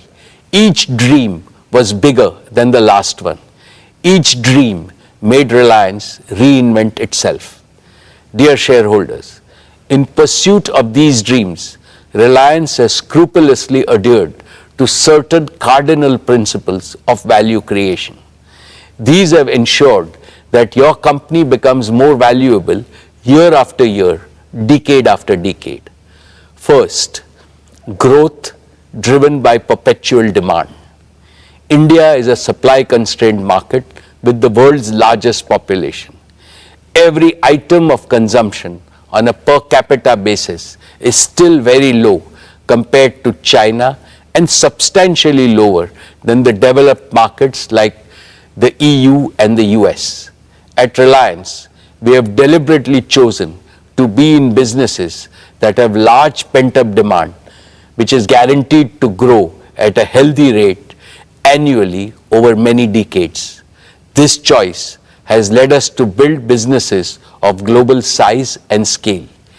Each of Reliance's three growth engines, our O2C business, our retail business, and Jio's digital services business, meets this value creation criteria. And so also will our newest and fourth growth engine, Jio Financial Services. Second, growth driven by superior customer experience and value. Reliance has always believed that our businesses can grow only by winning the trust of customers and creating value for them on a consistent basis. This has made us obsessed with offering them with products and services of the highest quality and value, which leads to continuous revenue growth. Indeed, we transform markets by constantly providing better alternatives which win customer loyalty, and this also creates perpetual demand. Metaphorically speaking, I can say that market is a temple for us and customers are the deities we must serve and please with utmost devotion. Therefore, each of Reliance's enterprise is built on a deep understanding and enduring respect for market and consumers. We spare no effort to understand the needs, the pain points, affordability levels, and supply chain constraints in each of our businesses. We address these factors by embedding a research-assisted and data-driven culture within our organization, which gives deep insights to stay ahead of the competition. Third, growth driven by the power of disruptive technologies and innovation. Reliance has always had abiding faith in the power of best-in-class technologies and innovation to achieve ever higher levels of productivity and efficiency while creating large-scale employment. This has helped Reliance achieve timely, efficient, and below-cost execution of projects, which has become our hallmark. Our business operations are cost competitive because they are fully digital, agile, and efficient. This unfailingly delivers larger market share, highest quality outputs, and industry-leading margins. As I have mentioned earlier, Reliance has now moved further ahead by innovating and developing newer technologies in-house. This provides us accelerated growth opportunities. Fourth, growth driven by business discipline.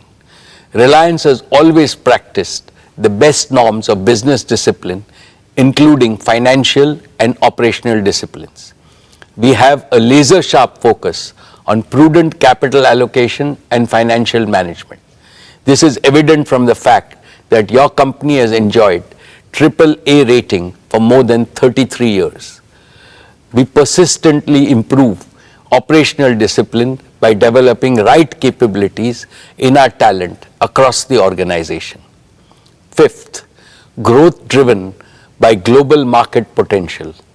Now that each of Reliance's businesses has become a national champion in the domestic market, we are in a position to leverage our strengths and take our products and services and technologies and project execution capabilities to global markets without substantial new investments.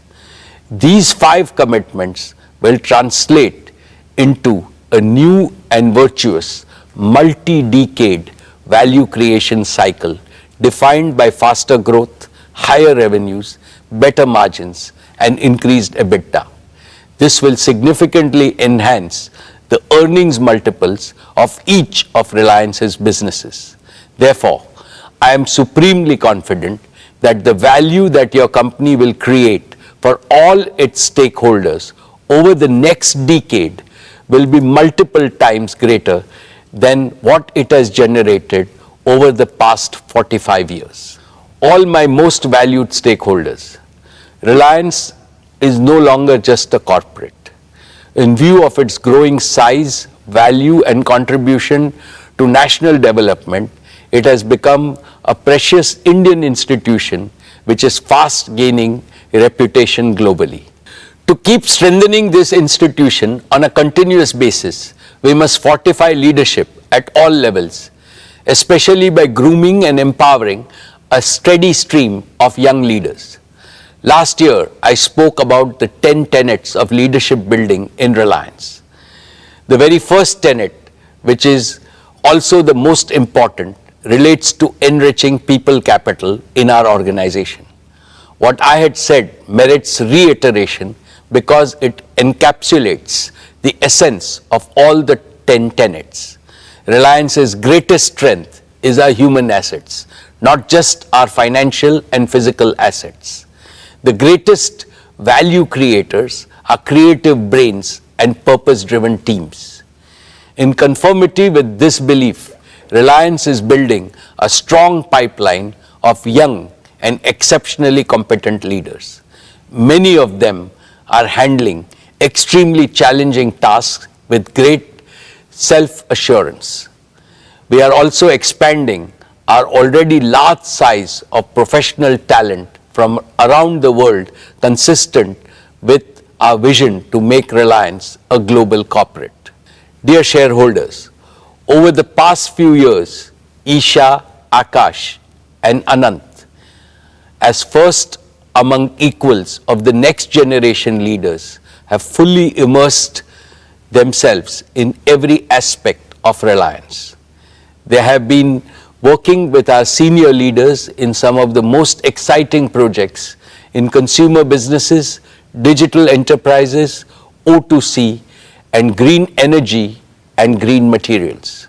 I am happy to report to you that earlier today, the board met and recommended the induction of Isha Ambani, Akash Ambani, and Anant Ambani into the board of directors of Reliance Industries Limited. I can proudly say that they have earned their stripes through dedication, commitment, and hard work. Teaming up with the other directors, they will work as one single team to provide leadership to the Reliance Group as a whole and guide the growth of all our diverse businesses with a holistic vision. Friends, this is truly an emotional moment for me because it reminds me of the day in 1977 when my father inducted me into the board of directors of Reliance. I was only 20 then. Today, I see both my father and me in Isha, Akash, and Anant. I see the flame of Dhirubhai shine in all of them. They have fully internalized the founder's mindset. They are fully committed to preserve and further enrich the purpose, philosophy, passion, and pioneering spirit of Dhirubhai Ambani. I shall continue to perform my duties and responsibilities as chairman and managing director for 5 more years with greater vigor. Towards this end, I have assigned myself 3 responsibilities. First, I shall groom and empower all the next generation leaders at Reliance and prepare them for the challenges and opportunities of the future. Second, I shall especially mentor Akash, Isha, and Anant so that they can provide collective leadership and dependably take Reliance to greater heights of growth and value in the decades ahead. Third, together with the board and all my long-time colleagues, I shall further enrich Reliance's unique institutional culture, which has sustained your company's perpetual and exponential growth. Continuity with change is the signature tune of all dynamic organizations. This tune attains its highest creativity when continuity joyfully welcomes change and the change respectfully learns from continuity. I assure you that the combination of experience of senior leaders and the ambition of new young leaders will script newer and more exciting chapters in Reliance's ever-growing book of achievements. Dear shareholders, I have one more important update on the board. Srimati Neeta Ambani has stepped down from the board of directors of Reliance. She will continue to be the chairperson of Reliance Foundation, and in that role, she will attend all board meetings as a permanent invitee to the board. And as always, we will continue to benefit from her advice. We would like to place our deep appreciation for her contributions to our board deliberations and growth agenda. Neeta is and has always been my best advisor and a source of immense strength at every stage of Reliance's evolution. Once again, I would like to thank her for her dedication to the institution of Reliance and for being the best life partner for me. Now, with a heart overflowing with happiness, I welcome Isha, Akash, and Anant to the Reliance board, and I call upon all of you, my dear shareholders, to extend your blessings and best wishes to Isha, Akash, and Anant. My most esteemed shareholders, it is now time for me to conclude. How do I summarize what I feel on this occasion? I am overwhelmed with emotions because I have been associated with Reliance since its inception 46 long years ago. Yet it seems like yesterday to me. For I remember every step along Reliance's journey, marking where we began and where we stand today. I also remember India's own exciting journey over the past half a century. Today, in my personal life, I am enjoying the bliss of being a grandparent along with Neeta. But for both of us, our family extends to all of Reliance and all of India. Naturally, my dreams for Reliance are intertwined with my dreams for India. These dreams were shaped by what my beloved father taught me on day one. My father, Dhirubhai, told me that the eternal purpose of Reliance is to make India prosperous and help Indians live better lives. This is what Reliance has been doing through all our business and philanthropic endeavors. As I look to India's future, I am more convinced than ever before about one thing. Tomorrow's inclusively prosperous India, one in which the dreams of 1.4 billion Indians can be fulfilled, will have to achieve 5 goals. 1. Digital tools everywhere. 2. Green energy and materials everywhere. 3. Financial empowerment, entrepreneurship and gainful employment everywhere. 4. Healthy and responsible consumption everywhere. 5. Quality education and healthcare everywhere. If we combine the resultant material prosperity with India's age-old cultural prosperity, India will also become a land of empathy everywhere, positivity everywhere, harmony everywhere, and happiness everywhere. I rededicate Reliance to this noble mission in the service of our motherland and humanity. For the realization of this mission, I seek Lord Krishna's blessings and your continued support. I would like to convey my thanks to the central and the state governments, shareholders, investors, joint venture partners, lenders, suppliers, and customers for their consistent and resolute support. I would like to place on record my appreciation to my colleagues on the board for their oversight in this crucial phase of our growth, their support and immense encouragement. And as always, I am deeply indebted to our world-class employees in this journey of immense value creation for our country.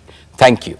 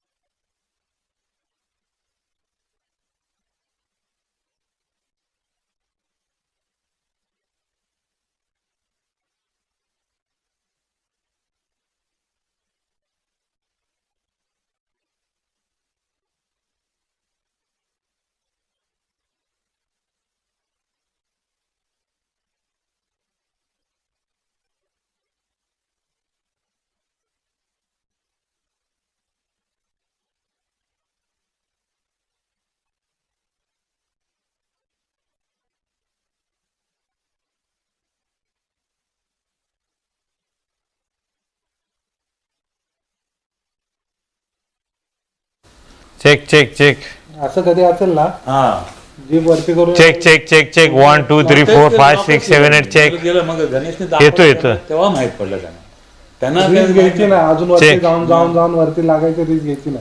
तिथेच करायची काय नाव होतं लावू का तिथे top घे, तर मी already top घेतला, अजून टॉप घे, अजून टॉप घे. तर एवढा टॉप घेऊन वाईट गेला, अजून मी टॉप गेला तर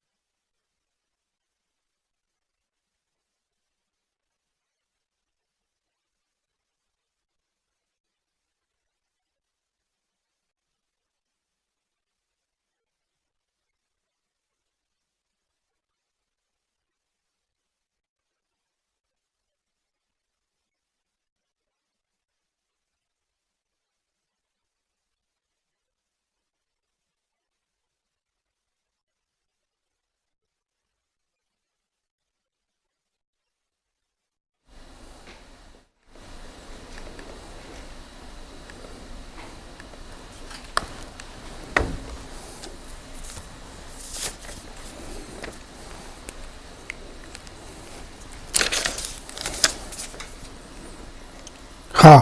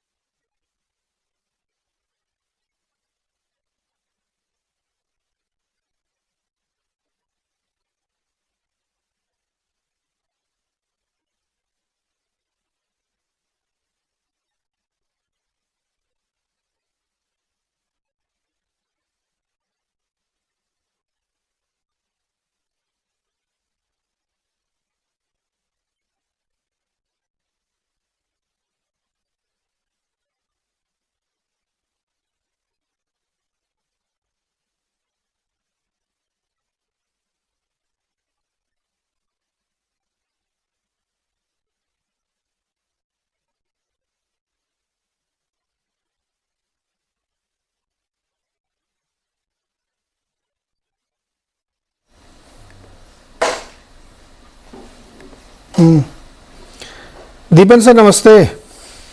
नमस्ते नमस्ते। क्या बोलेंगे, अभी कुछ ऐसा बोलने लायक तो है नहीं, कुछ हुआ नहीं है एजीएम में। तो सर ये जो हम लोग थोड़ा बिग पिक्चर में समझेंगे। एक तो ये जो पूरा सक्सेशन प्लान एक तरीके से कर दिया उन्होंने, इसमें नई बात क्या है सर, जानते हैं सब लोग। हाँ, और उन्होंने कहा ना कि हम 5 साल तक चेयरमैन रहेंगे और इस दौरान हम उसको ग्रूम करेंगे सबको। अच्छी बात है। और फिर एक एक करके पहले तो ये वाला समझ लेंगे कि मतलब बिजनेस एक तरीके से ग्रुप में लीडरशिप ट्रांसफॉर्मेशन कैसे जा रही है, कैसे आप लोग देखते हैं। दूसरा फिर हम ये वाला जियो फाइनेंस का जो उन्होंने थोड़ा बहुत दिया है, आगे इसके क्या प्लान्स होंगे इसको डिटेल में समझ लेंगे। और न्यू एनर्जी और रिटेल वगैरह ये सारे जो बड़े बड़े प्लान्स हैं इनके। How long is the show? Sir 50 minutes total. कितना? 50। 50? Yes. You want me to be on the show for 50 minutes? Yes sir। 50 minutes के लिए बोलने लायक कुछ है नहीं बॉस ऐसा।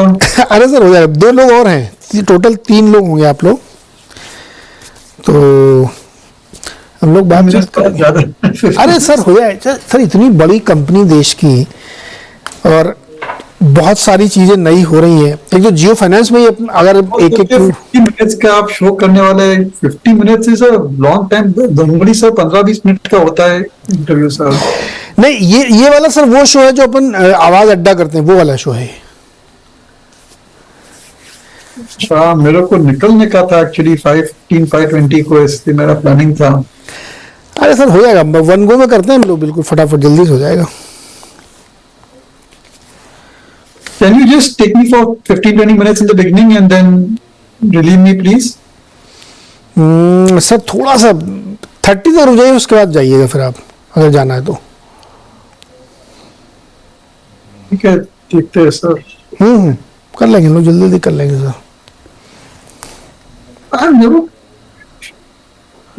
I did not know it was 50 minutes or not. Sir 50 minutes केवल बोलने में लग रहा है, जब आप बातचीत करना शुरू में पता भी नहीं चलेगा। ठीक है सर, चल कैन वी स्टार्ट? बस हाँ सर, 2 मिनट और करते, तुरंत करते हैं हम लोग।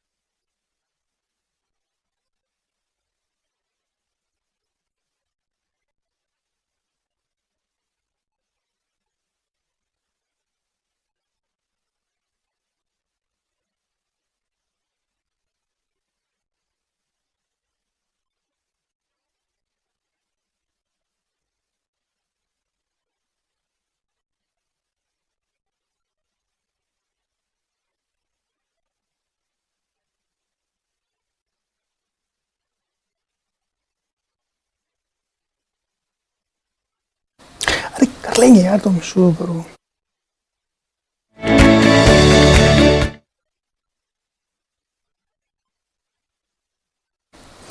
नमस्कार, स्वागत है आपका आवाज अड्डा में। और आज हम बातचीत करेंगे रिलायंस इंडस्ट्रीज की एनुअल जनरल मीटिंग जो है, उसमें जो बहुत सारी बातें कही गई हैं उसको समझने के लिए। रिलायंस इंडस्ट्रीज देश की सबसे बड़ी कंपनी, सबसे वैल्यूएबल कंपनी, और बहुत सारे नए बिजनेसेस में उन्होंने एंटर किया है। उसके बारे में बहुत सारे डिटेल उस एजीएम में दिए गए, उनको समझेंगे, क्योंकि वैल्यूएशन और वैल्यू क्रिएशन के लिहाज से इस कंपनी ने हिस्ट्री क्रिएट की है। जब से ये लिस्ट हुई है, इसकी 46वीं आज एजीएम थी, और आज की एजीएम में भी बहुत सारे प्लान सामने रखे गए। सबसे बड़ा प्लान तो ये था कि जो पूरा बोर्ड है वो रिकॉन्स्टिट्यूट हो रहा है। मुकेश अंबानी जी अभी उसके चेयरमैन हैं, और उनके तीनों बच्चे बोर्ड में शामिल हो रहे हैं, आकाश, अनंत और ईशा। और अलग अलग इन तीनों की जिम्मेदारियां होंगी। आगे इनको ग्रूमिंग की जाएगी, और अगले 5 साल तक मुकेश अंबानी जब तक चेयरमैन रहेंगे तब तक इनको वो ग्रूम करेंगे, और पूरे संस्थान को, पूरे बिजनेस को एक इंस्टीट्यूशनल कल्चर में कन्वर्ट करेंगे। तो रिलायंस रिटेल के बारे में हम बातचीत करेंगे, जियो प्लेटफॉर्म्स के बारे में हम बात करेंगे, न्यू एनर्जी के बारे में हम बात करेंगे, और हाल ही में लिस्ट हुई जियो फाइनेंशियल्स के बारे में भी हम बातचीत करेंगे। हमारे साथ जो मेहमान है बातचीत करने के लिए, उनसे मैं आपका परिचय करा दूं। एल्क्सियर कैपिटल के दीपन मेहता जी हमारे साथ हैं, मार्केट एक्सपर्ट सुदीप बंदोपाध्याय जी हमारे साथ हैं, और विलियम ओ'नील के मयूरेश जोशी। सबका आपका बहुत बहुत स्वागत है। दीपन सर, कॉर्पोरेट हिस्ट्री में हम लोगों ने बहुत सारे ट्रांसफॉर्मेशन देखे हैं, और रिलायंस इंडस्ट्रीज की जर्नी भी मैं कम से कम 20 साल से देख रहा हूं, जब से मैंने इसको कवर किया। हर बार एजीएम बहुत इंतजार रहता है उसका। आज के एजीएम में उन्होंने जो बहुत सारी चीजें रखी, उसमें सबसे पहले मैं बात करना चाहूंगा, ये जो प्लान उन्होंने सामने रखा, तीनों बच्चों को बोर्ड में ले आए हैं और अब वो उसको मेंटर करेंगे। आप कैसे देखते हैं इसको? गुड इवनिंग, और आपके शो पे इनवाइट करने के लिए बहुत बहुत धन्यवाद। देखिए, ये कोई नई बात नहीं है, और पहले भी वो मैनेजमेंट ने कहा है कि they have a succession plan in place, और फैमिली की जो डिसीजंस है, I think that is being implemented eight this point of time. हमेशा जब भी कोई कंपनी, बड़ी company, they have succession planning, एक तरीके का मैंडेट भी है और एक कंफर्ट लेवल आता है इन्वेस्टर्स को। So I am not surprised about the succession planning. It is as per the lines, so I don't think it has anything new from that point of view. जी Deepan sir, Mukesh ji का ये कहना है कि वो अपने इस बिजनेस के जो बिजनेस का वर्क कल्चर है, उसमें उन्होंने अपने लिए 3 टारगेट रखे हैं। एक तो वो पूरे स्टेशन को, पूरे मैनेजमेंट को ग्रूम करेंगे। दूसरा, उन्होंने कहा कि अपने तीनों बच्चों को वो मेंटोर करेंगे। तीसरा, उन्होंने कहा कि इसमें एक इंस्टीट्यूशनल कल्चर रखेंगे। चूंकि ये बिजनेस जो कन्वेंशनल बिजनेस है ऑयल एंड केमिकल का या रिफाइनिंग का, उससे निकल करके अब नए बिजनेसेस में एंट्री हुई है। जियो फाइनेंस उसका लेटेस्ट है। तो नए तरीके के जो बिजनेसेस हैं, नई चीजें उसमें शामिल हो रही हैं, उसको समझने का, करने का एक नया तरीका होगा। तो ये बात जो उन्होंने कही है कि अब वो एक नए तरीके से इसको, पूरे सिस्टम को ग्रूम करना चाहते हैं, इसको इन्वेस्टर्स को कैसे रीड करना चाहिए, जो बहुत लंबे समय से इसके इन्वेस्टर है, 20 साल, 30 साल, 40 साल से जो लोग इसके साथ अभी भी जुड़े हुए हैं, उनके लिए ये आज का दिन या आज की ये स्टेटमेंट क्या मायने रखता है? देखिए, ये कोई नई बात नहीं है। There was a succession planning also when Dhirubhai Ambani was alive, और उनकी भी पूरी सक्सेशन प्लानिंग थी, because of which there was not much of a transition issue post the senior Ambanis demise. So it's nothing new. I think सभी कंपनियां succession planning करती है, and accordingly the operational heads also are known which family members will run which business. So this is, I think, as per lines. सबसे बड़ी बात यह थी Reliance AGM की कि there was no announcement on the value unlocking. And that is the most, I would say, in a way, disappointment from the street point of view कि अभी भी आप जब Reliance के शेयर खरीदते हैं, you are buying 3 or 4 businesses put together, और सभी businesses की prospects अलग अलग रहती है, and you may not want to get into, you may not feel more convinced about the business model of some of the other divisions, and you want to buy some other divisions, but that particular option not available to you. So I think the most important question which the street had in mind is कि उनकी जो value unlocking strategy क्या रहेगी, and on that I think there was no further discussion from the management. जी Sudeep sir, पूरी speech आपने भी सुनी होगी, क्या आपका टेक अवे था, क्या आपने पॉइंट्स इससे निकाले? देखिए, एक चीज मैंने बहुत इंटरेस्टिंग सुना। उन्होंने, मुकेश अंबानी ने वेरी क्लियरली बोला कि Reliance retail will be the biggest component of the entire Reliance conglomerate, and that is one point he mentioned clearly. The second point he mentioned is that there has been significant interest expressed in Reliance retail by multiple wealth funds, sovereign wealth funds, global funds, as well as other global investors, the details of which he will discuss and advise the shareholders at later stage as and when things crystallize. So this very clearly shows us कि आगे चल के यहाँ पे value unlocking जबरदस्त होगा, नए investors आएंगे और भी वैल्यूएशन का जो चेंज होगा, वैल्यूएशन का जो इंप्रूवमेंट होगा वो विजिबल होगा। पर मैं ये सहमत हूं कि जो एक्सपेक्टेशन था कि निवेशकों के लिए वैल्यू अनलॉकिंग की बात की जाएगी, वो अभी तक नहीं किया गया। तो ये रिलायंस रिटेल में भी हालांकि ये positive announcements, positive sentiments, positive statements Mukesh Ambani की तरफ से आया है, पर वैल्यू अनलॉकिंग स्पेसिफिक कुछ बात नहीं किया गया है रिटेल इन्वेस्टर्स के पॉइंट ऑफ व्यू से। दूसरा मैं कहूंगा रिलायंस जियो में एक गेम चेंजिंग जो स्थिति आ सकती है वो है एंटरप्राइज, क्योंकि उन्होंने ये साफ कहा कि रिटेल में जो हमको मालूम है रिटेल में क्या हो रहा है, कैसे वो प्रोग्रेस कर रहे हैं, अभी जियो भारत आ रहा है और फाइबर लॉन्च कर रहे हैं, पर इसके अलग से भी, इसके अलावा भी वो कह रहे हैं कि एंटरप्राइज में बहुत जबरदस्त उनका प्रेजेंस होगा और एंटरप्राइज का प्रेजेंस जो रहेगा वो शायद रिटेल के बराबर हो जाएगा और ग्लोबली भी एंटरप्राइज बिजनेस को ले जाने की बात कर रहे हैं। तो ये जियो सेगमेंट के लिए बहुत बड़ा इंपॉर्टेंट चीज है। न्यू एनर्जी के बारे में बहुत सारे अनाउंसमेंट्स किए और मैं एक चीज यहां पे बताना चाहूंगा जियो के बारे में और भी कि एआई में उन्होंने बहुत डिस्कशन किया एआई के बारे में और ये साफ किया कि एआई भी एक बहुत बड़ा प्लेयर एआई का भी बनने की कोशिश करेंगे रिलायंस जियो। जी, तो ये उन्होंने एआई के बारे में कहा कि इंडिया सेंट्रिक जनरेटिव एआई रखेंगे वो और उसको एवरीवेयर एवरीवन के लिए वो अवेलेबल कराएंगे। तो जियो प्लेटफॉर्म्स के उन्होंने बहुत सारे अनाउंसमेंट किए, जो बहुत सारे डेटा पॉइंट रखे कि 45 करोड़ कस्टमर और 25 जीबी डेटा पर मंथ पर यूजर है, मतलब रफली एक जीबी पर डे हो रहा है। एक जमाना था जब इतना नहीं होता था। शायद बड़ी निराशा यह है कि उनको जियो प्लेटफॉर्म्स की या जियो रिटेल की जो लिस्टिंग की बात थी वो इन्वेस्टर ज्यादा सुनना चाहते थे। ये वाली निराशा आप कह रहे हैं?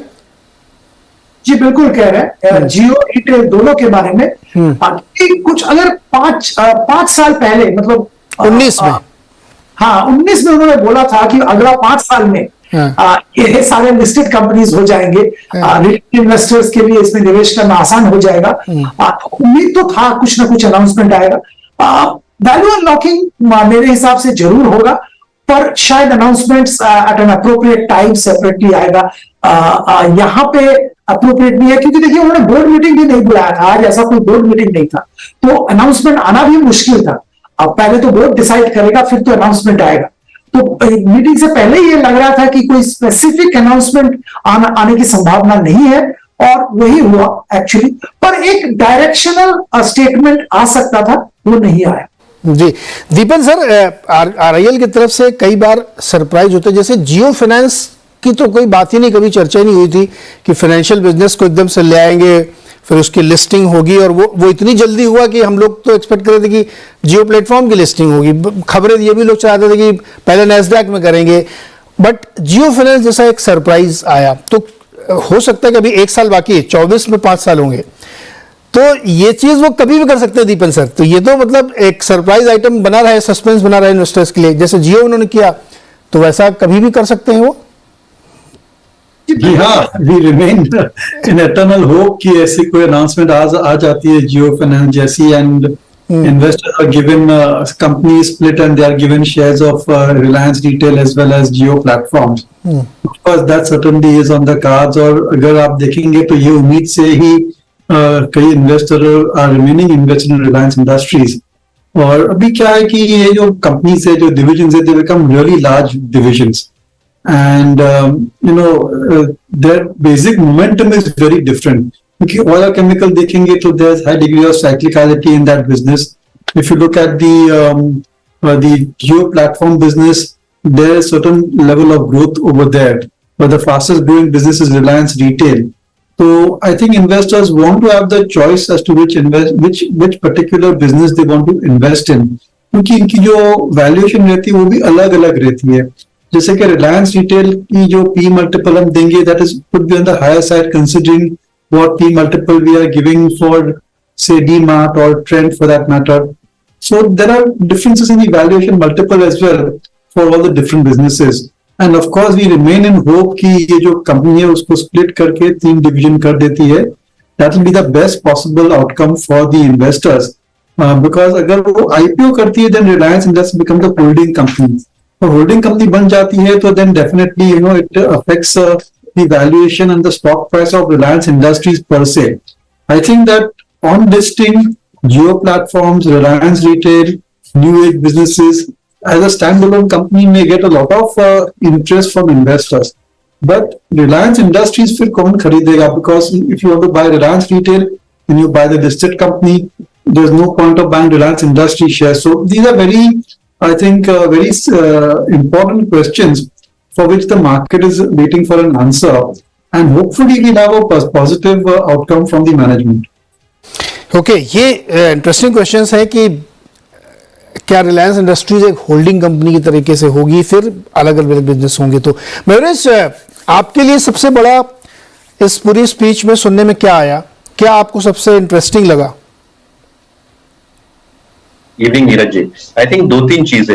एक, आई थिंक जो कोर रिटेल कारोबार है वो रिलायंस रिटेल हुआ या रिलायंस जियो हुआ, जो नंबर्स चेयरमैन साहब ने डाले सबके सामने, स्पेसिफिकली आई थिंक जो 2G का एक बड़ा इकोसिस्टम अभी भी एग्जिस्टिंग है टेलीकॉम स्पेस में. 25 करोड़ यूजर्स की हम बात कर रहे हैं जो 2G अभी भी यूज करते हैं. जो हैंडसेट इन्होंने इंट्रोड्यूस किया है भारत नाम का 999 रुपए में, और जो प्लान इन्होंने इंट्रोड्यूस किया है, if I am not mistaken, 123 रुपया का 14 GB के साथ, which is lower than most plans in the market at the current juncture. तो अच्छा खासा आई थिंक एक ट्रैक्शन शायद आ सकता है from the existing user base from 2G to 4G. और ये पूरी जो ट्रांजिशनिंग ये बता रहे हैं फ्रॉम 4G टू 5G, आज 96% सेंसस टाउन्स में इसका प्रेजेंट है. आज जो जियो एयर फाइबर की ये बात कर रहे हैं, जहां पे 10 मिलियन से 200 मिलियन के एड्रेसेबल साइज हो सकती है. तो मुझे लगता है कि जो टेलीकॉम कारोबार है एनीवे स्ट्रॉन्ग फुटिंग पे है as far as the fund management is concern, या PNL जिसे हम कहते हैं, और कैश फ्लो जिसे हम कहते हैं, ये और भी इसे स्ट्रेंथन करेगा. रिटेल के लिए आई थिंक जो नए विकल्प इन्होंने किए हैं, either through partnerships and with the digitalisation that they have probably done on the Jio platforms, कहीं ना कहीं I think online plus offline, I think जो एक ऑमनी प्रेजेंस चैनल इन्होंने एस्टैब्लिश किया है, जो आज स्टोर प्रेजेंस है इनकी, और जो इबिटा मार्जिन में एक्सपेंशन दिख रहा है, ये रिटेल ओरिएंटेड बिजनेसेस पूरे SOTP के मोर देन 65-70% अकाउंट करते हैं. और इसलिए जैसे दीपेन भाई ने कहा या इन्होंने भी कहा, तो मुझे लगता है आई थिंक इसकी क्या प्रक्रिया रहेगी इन द नेक्स्ट फ्यू क्वार्टर्स, ये देखना बहुत जरूरी होगा. क्या वैल्यूएशन के तौर पे आज की तारीख में अगर हम जियो को भारतीय एयरटेल जितना वैल्यूएशन देते हैं अगले 3 या 4 सालों में 5 लाख करोड़ के आसपास, रिटेल जो वैल्यू हो रहा है with the latest deal that has happened, क्या oil and gas business with typical transitioning towards O2C और जो ग्रीन हाइड्रोजन या नए एनर्जी बिजनेसेस इसमें शायद बंडल हो अलॉन्ग विद होल्डिंग कंपनी, क्या ये फिर अंडर वैल्यूड रहेगी compare to the dynamics that they can offer? तो मुझे लगता है I think retail oriented businesses में काफी पॉजिटिव्स थे. डिसअपॉइंटमेंट्स ऑब्वियसली जैसे दीपन भाई ने कहा, लिस्टिंग के टाइमलाइंस रिटेल और जियो के ना होने के कारण आई थिंक थोड़ी डिसअपॉइंटिंग थी. और जियो फाइनेंशियल खुद के लिए आई थिंक थोड़ी स्पष्टता और आनी बहुत जरूरी थी, क्योंकि सिर्फ ब्रीफली इन्होंने टच किया कि इंश्योरेंस में आएंगे, ब्लैक रॉक के साथ एसेट मैनेजमेंट में आएंगे, शायद एक डिजिटल प्लेटफॉर्म होगा to tap the untapped credit borrowers of the society as well. I think एक दो डिसअपॉइंटमेंट्स थे और positives I think retail, Jio और undervaluation of the O2C ji. अब इसको थोड़ा सा और एक्सपेंड करते हैं. सुदीप सर, रिलायंस जैसे स्केल की कंपनी और रिलायंस जैसे स्केल का बिजनेस, क्या इन्वेस्टर्स के मन में कोई ये शंका है? जब जियो लॉन्च हुआ था टेलीकॉम बिजनेस, तो उस समय फुल ग्रोन मैच्योर मार्केट था टेलीकॉम का, कोई उसमें ऐसा नहीं था कि बहुत अनटैप्ड मार्केट पड़ा था, आके कोई आदमी उसको कब्जा कर लेगा. लेकिन ये आए, नए तरीके से आए और आज देश की सबसे बड़ी कंपनी बन गए हैं. 45 करोड़ सब्सक्राइबर हैं और 25 GB डेटा पर मंथ पर यूजर यूज कर रहा है. एक जमाने में 1-2 GB भी नहीं खत्म होता था. तो एक एक बिजनेस को लेते हैं. जिस तरीके से जियो फाइनेंस को लेकर के, जैसे अभी मयूरेश ने भी कहा कि अभी बहुत स्पष्टता नहीं है क्योंकि बिजनेस ही नहीं कोई, अभी तो वो अलग होकर सिर्फ लिस्ट, उसमें केवल ट्रेजरी स्टॉक है. लेकिन मार्केट में जो ब्रांसी है कि लोग 200 रुपए से कम उसका भाव नहीं आंक रहे हैं, इतनी बड़ी बिकवाली हो रही है पैसिव फंड की ओर से, उसके बावजूद वो स्टॉक वहीं पे टिका हुआ है. अब लोग कह रहे हैं कि कुछ और बचे, बाकी फिर खत्म हो जाएगा. क्या इस स्केल पे या इनके एग्जीक्यूशन पे रिटेल इन्वेस्टर को भरोसा करना चाहिए कि जिस तरीके से उन्होंने जियो ट्रांसफॉर्म करके दिखाया था, रिटेल का वैल्यूएशन 8 लाख करोड़ कर दिया है, तो जियो फाइनेंस भी वैसा ही कमाल करेगा? जी नीरज जी, बिल्कुल करना चाहिए भरोसा। दो तीन बात मैं यहाँ के कहना चाहूंगा। पहली बात तो है कि अगर आप 200 रुपए की वैल्यूएशन जो भी मार्केट में हो रहा है, उसमें एक बड़ा हिस्सा तो रिलायंस इंडस्ट्रीज का शेयर ही उस कंपनी में है, तो उसका वैल्यूएशन तो डायरेक्टली मल्टीप्लाई करके मिल जाएगा। और करीब अच्छा खासा कैपिटल भी डाला है, तो अगर बुक वैल्यू की बात करें, वो भी तगड़ा बुक वैल्यू है। ऐसी बात नहीं है कि बुक वैल्यू कम है। ये जो नया कंपनी के हिसाब से इसका एक historically high level of capitalization इस कंपनी का हुआ है। तो पहली बात तो ये है। दूसरी बात, बिजनेस के बारे में मैं ये कहूंगा कि इंडिया में फाइनेंशियल सर्विसेज स्पेस में अभी भी बहुत अपॉर्चुनिटी एक्सप्लॉइट करना बाकी है। और जो कि जैसे हम टेलीकॉम की आप बात कर रहे हैं, जब टेलीकॉम में ये आए थे तब सबको लग रहा था कि चलो बहुत सारे प्लेयर्स हैं, कहां पे अपॉर्चुनिटी है। और बहुत सारा बात ऐसा भी हुआ था, बहुत बड़ा डेट लिया है इन्होंने, क्या होगा बैलेंस शीट का, कब बिजनेस प्रॉफिटेबल बनेगा, पर इन्होंने करके दिखाया। फाइनेंशियल सर्विसेज में भी मैं मानता हूं कि ऐसा ही स्थिति है। हालांकि बहुत सारे प्लेयर्स हैं, अच्छे प्लेयर्स भी हैं, दिग्गज प्लेयर्स हैं, प्रॉफिटेबल प्लेयर्स हैं, छोटे मझोले प्लेयर्स हैं, बट इसके बावजूद जो रिटेल फाइनेंशियल सर्विसेज स्पेस में अभी भी बहुत जगह बाकी है। और अगर इनका जो मुकेश अंबानी साहब ने स्पष्ट किया कि जो भारत है वो भारत में फाइनेंशियल सर्विस लेके जाना चाहते हैं, जो कि इन्होंने जियो टेलीकॉम के बारे में भी वही जिक्र किया था कि ये भारत में वो टेलीकॉम प्रोवाइड करना चाहते हैं, टेलीकॉम सर्विस। इंडिया में तो शायद बाकी लोग प्रोवाइड कर ही रहे हैं, पर भारत में ले जाना चाहते हैं। फाइनेंशियल सर्विसेज में भी वही बात कर रहे हैं कि ये रिटेल में ले जाना चाहते हैं, अनटैप्ड सेगमेंट्स में, जहां पे जिनको फाइनेंस नहीं मिलता, जहां पे फाइनेंशियल सर्विसेज सही तरह से पहुंच नहीं रहा है, वहां पे ले जाना चाहते हैं। और ये डिजिटल फर्स्ट जो बात कर रहे हैं जियो फाइनेंशियल के बारे में, शायद ये एक गेम चेंजर बन सकता है। बाकी जो फाइनेंशियल सर्विसेज में कंपनीज हैं वो भी डिजिटल लेके काम कर रहे हैं, पर जो ट्रेडिशनल बिजनेसेस हैं वहां पे देखिए एक एस्टैब्लिश स्ट्रक्चर है, उसके ऊपर वो डिजिटल करने की कोशिश कर रहा है और वहां पे स्ट्रगल हो रहा है। अभी भी डिजिटल नहीं हुआ, फाइनेंशियल सर्विसेज डिलीवरी सीमलेस अभी भी नहीं हुआ। अगर financial services delivery digital medium के जरिए सीमलेसली प्रोवाइड कर पाए तो शायद एक बहुत बड़ा गेम चेंजर स्थापित हो सकता है।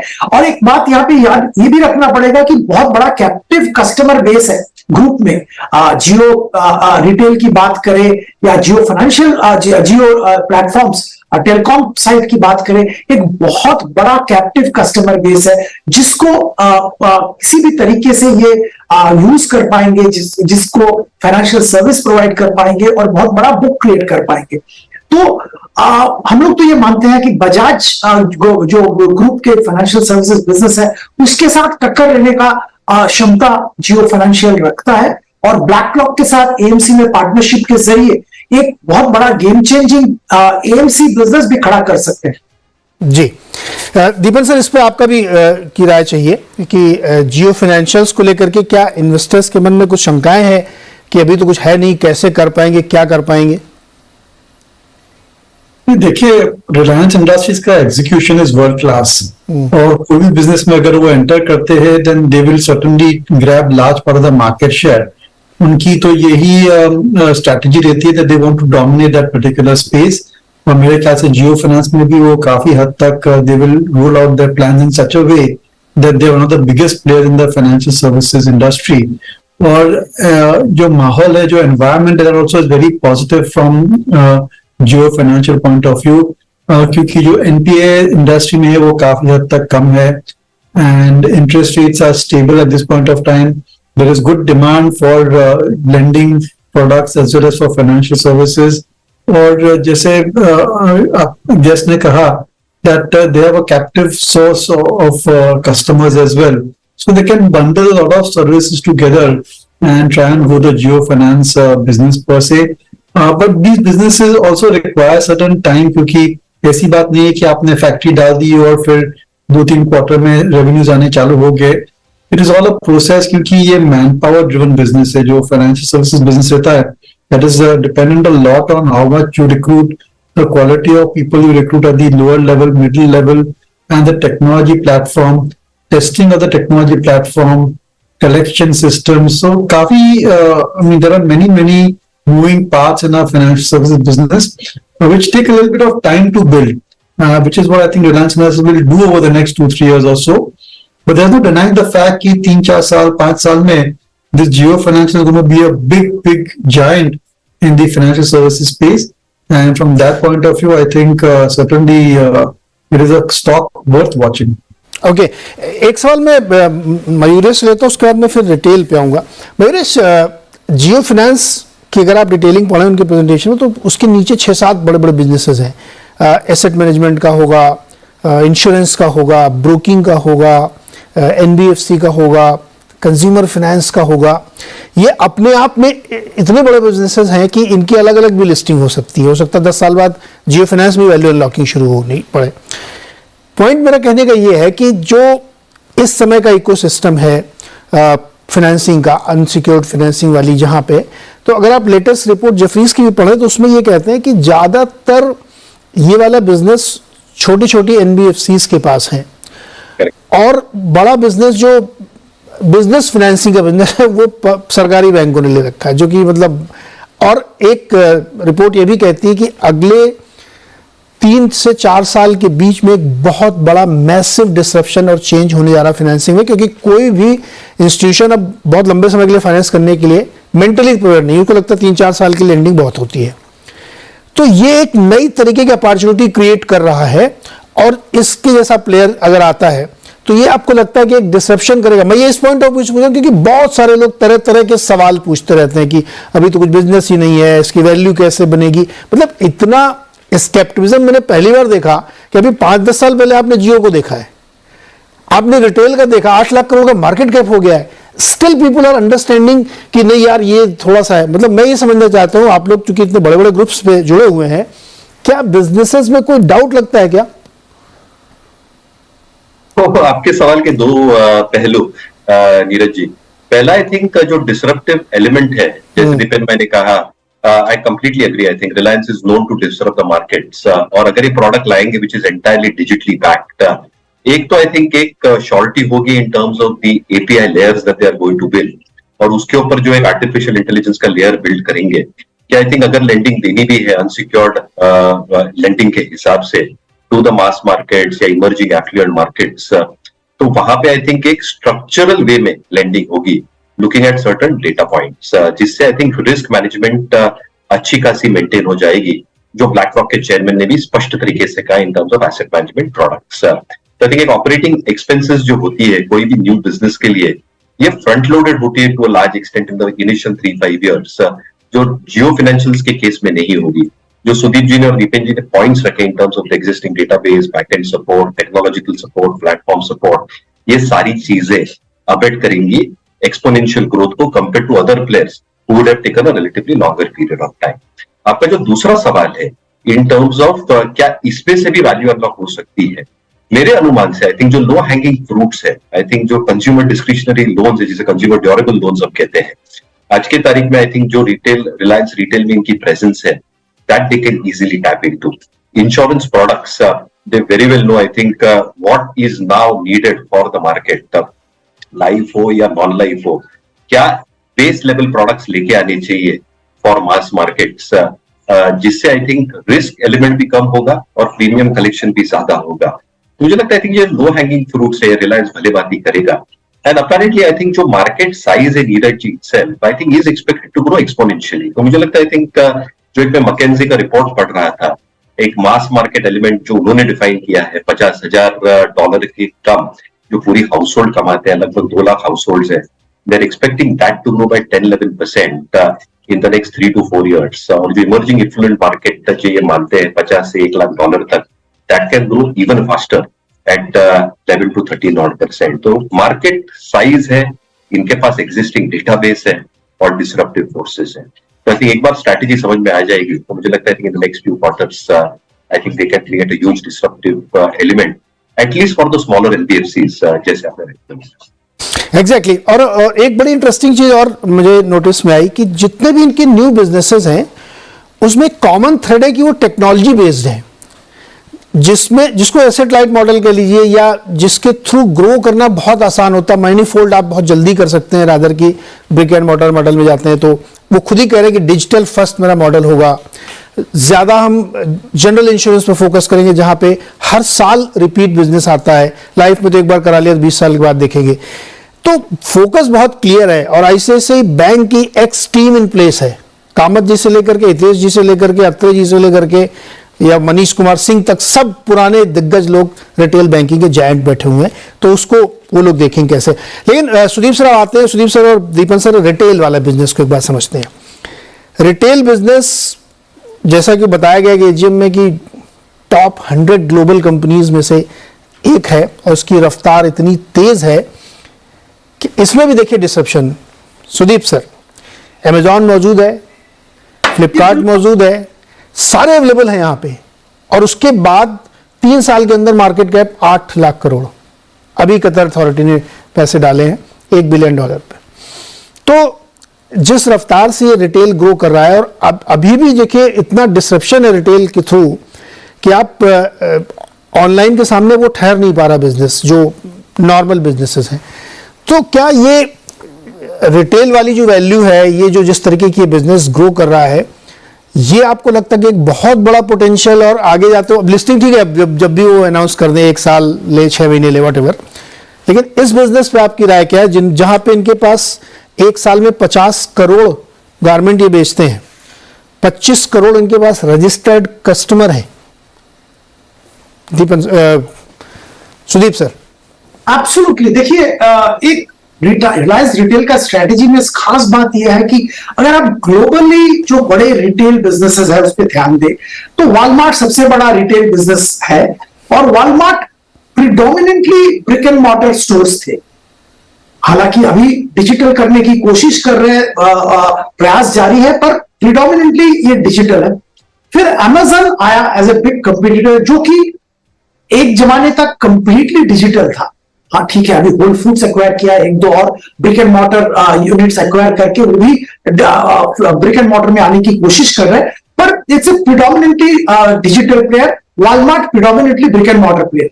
रिलायंस रिटेल ने ये दोनों मॉडल को कंबाइन किया और एक जबरदस्त मॉडल इंडिया जैसे मार्केट में, जो कि इंडिया दुनिया का सबसे बड़ा, सबसे पॉपुलस कंट्री है, सबसे ज्यादा पॉपुलेशन है, वहां पे ये मॉडल इन्होंने इस्तेमाल किया, जो कि brick and mortar and digital दोनों का कॉम्बिनेशन। और यहां पे इन्होंने किसी भी रिटेल का किसी भी कोना नहीं छोड़ा। आज जब ईशा अंबानी जी बात कर रहे थे, उन्होंने बोला कि करीबन 90% ऑफ जो हाउस होल्ड नीड्स है वो उनके रिटेल स्टोर्स के जरिए, रिटेल बिजनेस के जरिए मीट किया जा रहा है, और आने वाले दिनों में और भी शायद इसका कवरेज बढ़ेगा।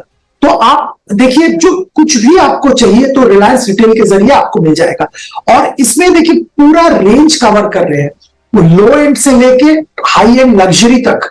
लो एंड में खुद मैन्युफैक्चरिंग, खुद आउटसोर्सिंग कर रहे हैं, मैन्युफैक्चरिंग कर रहे हैं, और हाई एंड में ग्लोबली बेस्ट जो ब्रांड्स हैं उनके साथ टाई अप कर रहे हैं।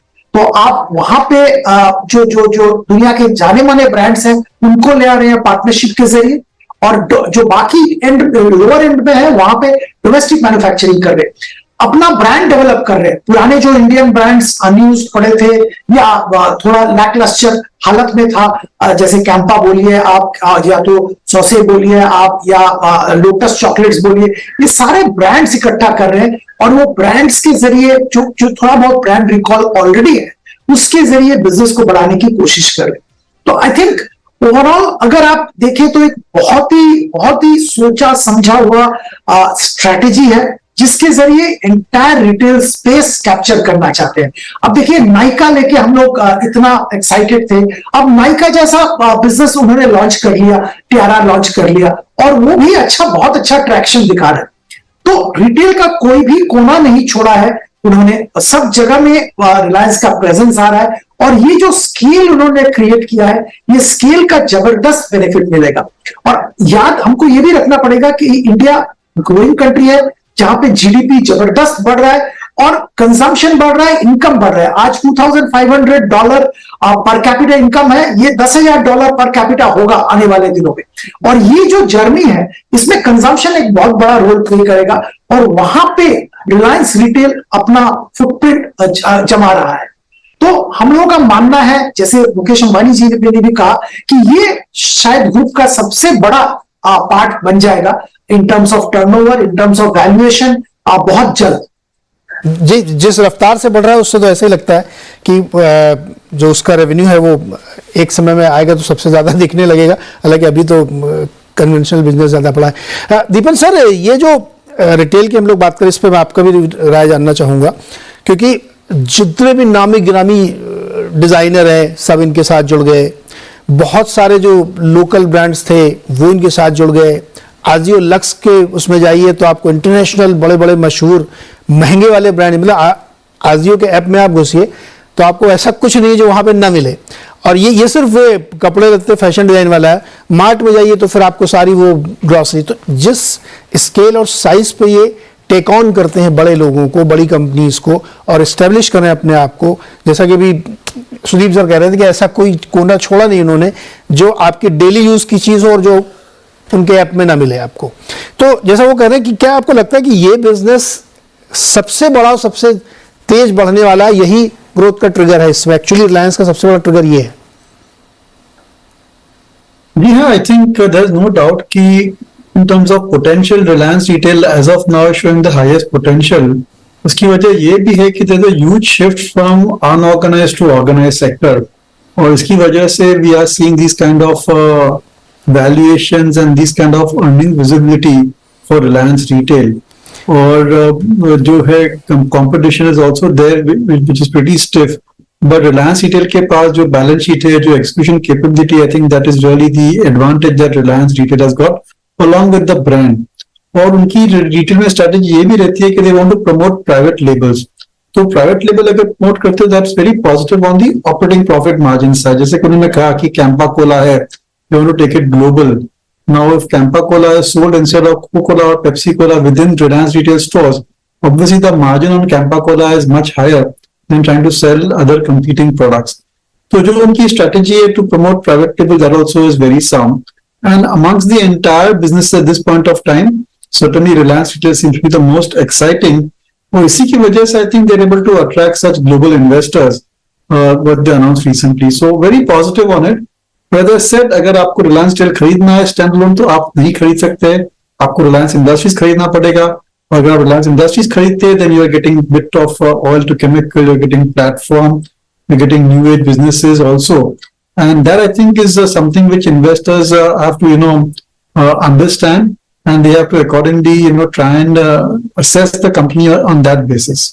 ये वैलिड पॉइंट है। अगर आप आजियो में जाइए कुछ बड़ा डिस्काउंट लेना तो बंडल में आपको सामान खरीदना पड़ेगा। ये एक इंटरेस्टिंग पॉइंट है जिसको मुझे लगता है एड्रेस होगा ये कभी कभी। मयूरेश, इस पर आपका कमेंट चाहिए। क्या ये मतलब थोड़ा एग्जेगरेटेड स्टेटमेंट है, लेकिन मेरा मन कर रहा आप लोगों से शेयर करने का कि आप मतलब ऐसा मुझे लगता है कि आपकी जो भी मंथली एक्सपेंसेस हैं उसका एक सर्टेन परसेंटेज जो कि काफ़ी हायर होगा वो रिलायंस के पास जाएगा। आप ग्रोसरी लीजिए, कपड़े लीजिए, एनर्जी लीजिए, टेलीफोन लीजिए, जो भी करेंगे आप उसमें से एक हिस्सा उनके पास जाना ही है।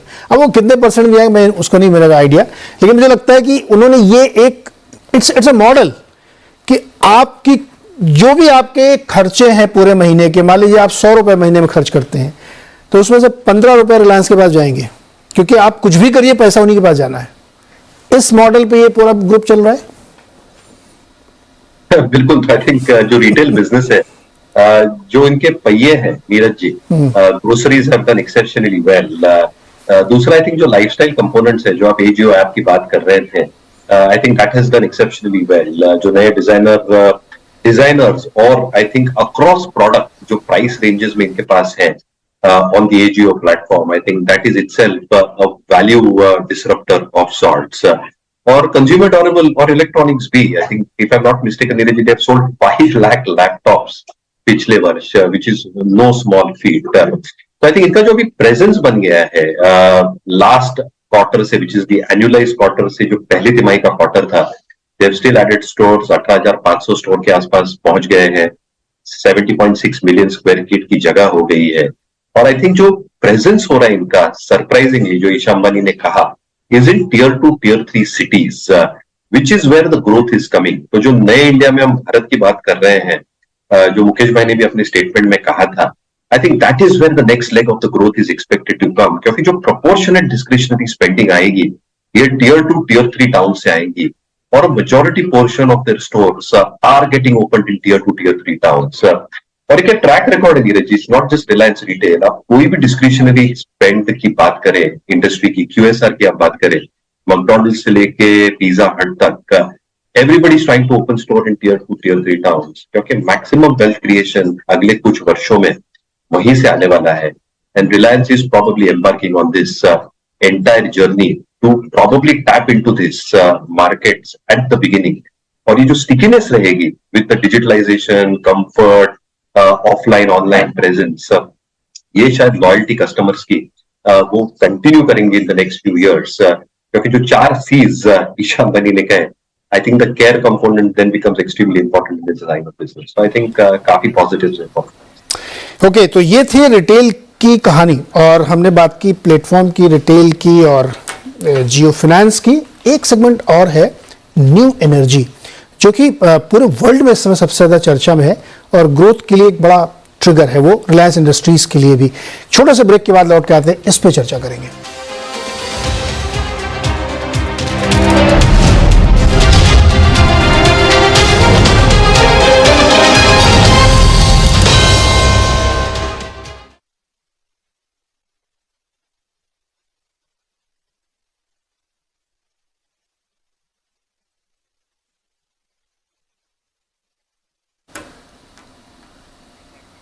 दीपन सर, आप कुछ कह रहे थे?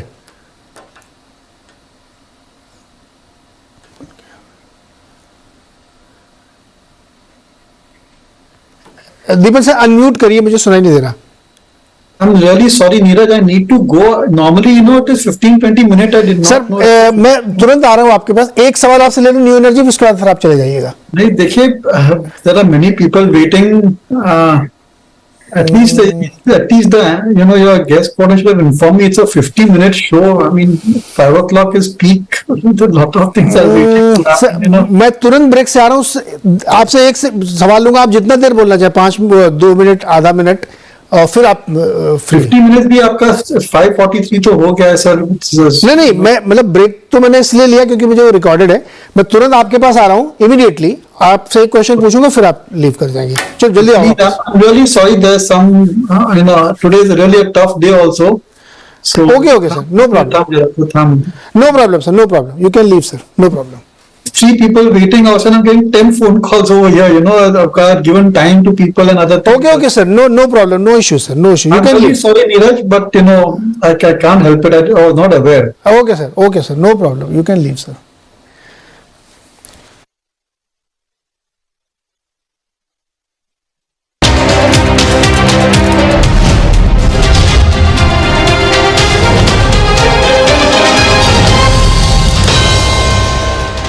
स्वागत एक बार फिर से आपका. और हम बातचीत करें, आज रिलायंस की AGM हुई, उसमें बहुत सारे पॉइंट रखे गए, बहुत सारे एक्सपेक्टेशंस थे इन्वेस्टर्स के, जिस पर वो जानकारी चाहते थे. कुछ जगहों पे उनको निराशा भी हुई कि प्लेटफॉर्म्स की और रिटेल की लिस्टिंग के बारे में कोई अपडेट नहीं दिया गया. तो लेकिन बहुत सारी नई चीज़ें हैं जिनको भी हम समझने की कोशिश करते हैं. हमने ब्रेक से पहले आपसे कहा था कि न्यू एनर्जी बिजनेस को भी हम समझना चाहते हैं कि इसमें जो ग्रोथ ट्रिगर है. दीपन सर, न्यू एनर्जी एक बहुत नया बिजनेस है और उस पे कंपनी ने पहले 75,000 करोड़ का इन्वेस्टमेंट बताया था. गीगा फैक्ट्रीज लगेंगी, सोलर मॉड्यूल, पैनल्स, तमाम सारी चीजें, ग्रीन हाइड्रोजन. अभी एक और 75,000 करोड़ के कैपेक्स की बात की गई है, जो कि साइज ऑफ बैलेंस शीट देखते हुए बहुत ज्यादा नहीं है. इस पर आपका टेक क्या है? देखिए, आई थिंक ये हमेशा रिलायंस की स्ट्रैटेजी रही है that they go for new businesses. और जहां पर एक बार टेक्नोलॉजी एस्टैब्लिश हो जाती है and they can see the road map to expand, then उनकी मेन कैपेबिलिटी ये रहती है कि they can raise humongous amount of capital, they can get lot of human talent as well, and then they can manage the regulatory environment to ensure that the rollout of the particular service or product is really fast. और ये पूरे model they have repeated it time and again. Right from the time when the first petrochemical plant came up, they went for backward integration, then refining, then telecom, then retail, and now new age businesses. So सभी businesses have been really successful also, and they've been great value creators. So I'm sure कि जो new age business वो लगा रहे हैं, जिनकी factory लगा रहे हैं, that also will be highly successful. केवल एक risk factor ये है कि जो technology है, I think that is still evolving. और अगर टेक्नोलॉजी में डिस्ट्रप्शन होती है, then certainly Reliance Industries may have to make a change of plans accordingly. But that I think the management is completely capable of doing it. और मेरे ख्याल से that is the way forward. End of the day, Reliance is an energy company. और जैसे जैसे energy consumption, energy production में trends change होते रहते हैं, they also have to go with the market. They have to go with the requirement of the customer and what the regulatory environment is. So I think it is sensible from that point of view.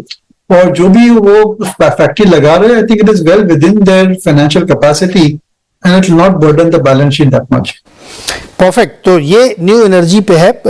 Sudeep sir, US में जितना per capita consumption होता है energy का, उसका 1/10 भी नहीं होता भारत में। और हमारे यहाँ लगातार अब ये कोशिश हो रही है कि एनर्जी कंजम्पशन बढ़ाया जाए अलग अलग सोर्सेज से। डेफिनेटली क्लीन एनर्जी ज़्यादा फोकस है क्योंकि अब सारी दुनिया के लीडर्स ये मानते हैं।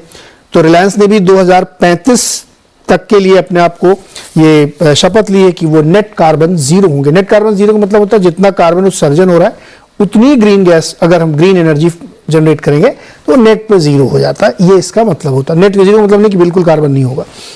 तो जिस तरीके से अब रिलायंस अपने आप को फोकस कर रही है, बहुत पैसे खर्च कर रहे हैं कि वो सोलर पे, विंड के लिए बहुत बड़े पैमाने पे और एंड टू एंड मतलब जिसको टन की प्रोजेक्ट कह सकते हैं कि इक्विपमेंट भी बनाएंगे, फोटोवोल्टिक पैनल भी बनाएंगे, यूज करेंगे, दुनिया को बेचेंगे भी, इसके लिए बहुत सारे टाइप्स भी किए हैं।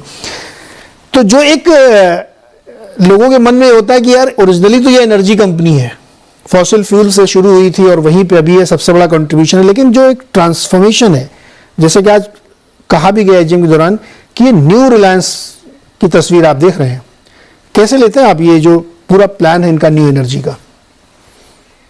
जबरदस्त प्लान इन्होंने बनाया है और ये पिवोट करना इनके लिए बहुत जरूरी था, क्योंकि जो ट्रेडिशनल एनर्जी कंपनीज हैं उन सबके लिए बहुत इंपॉर्टेंट हो जाता है कि वो ट्रांजिशन करे into the renewable energy, green energy जिसको कहा जाता है।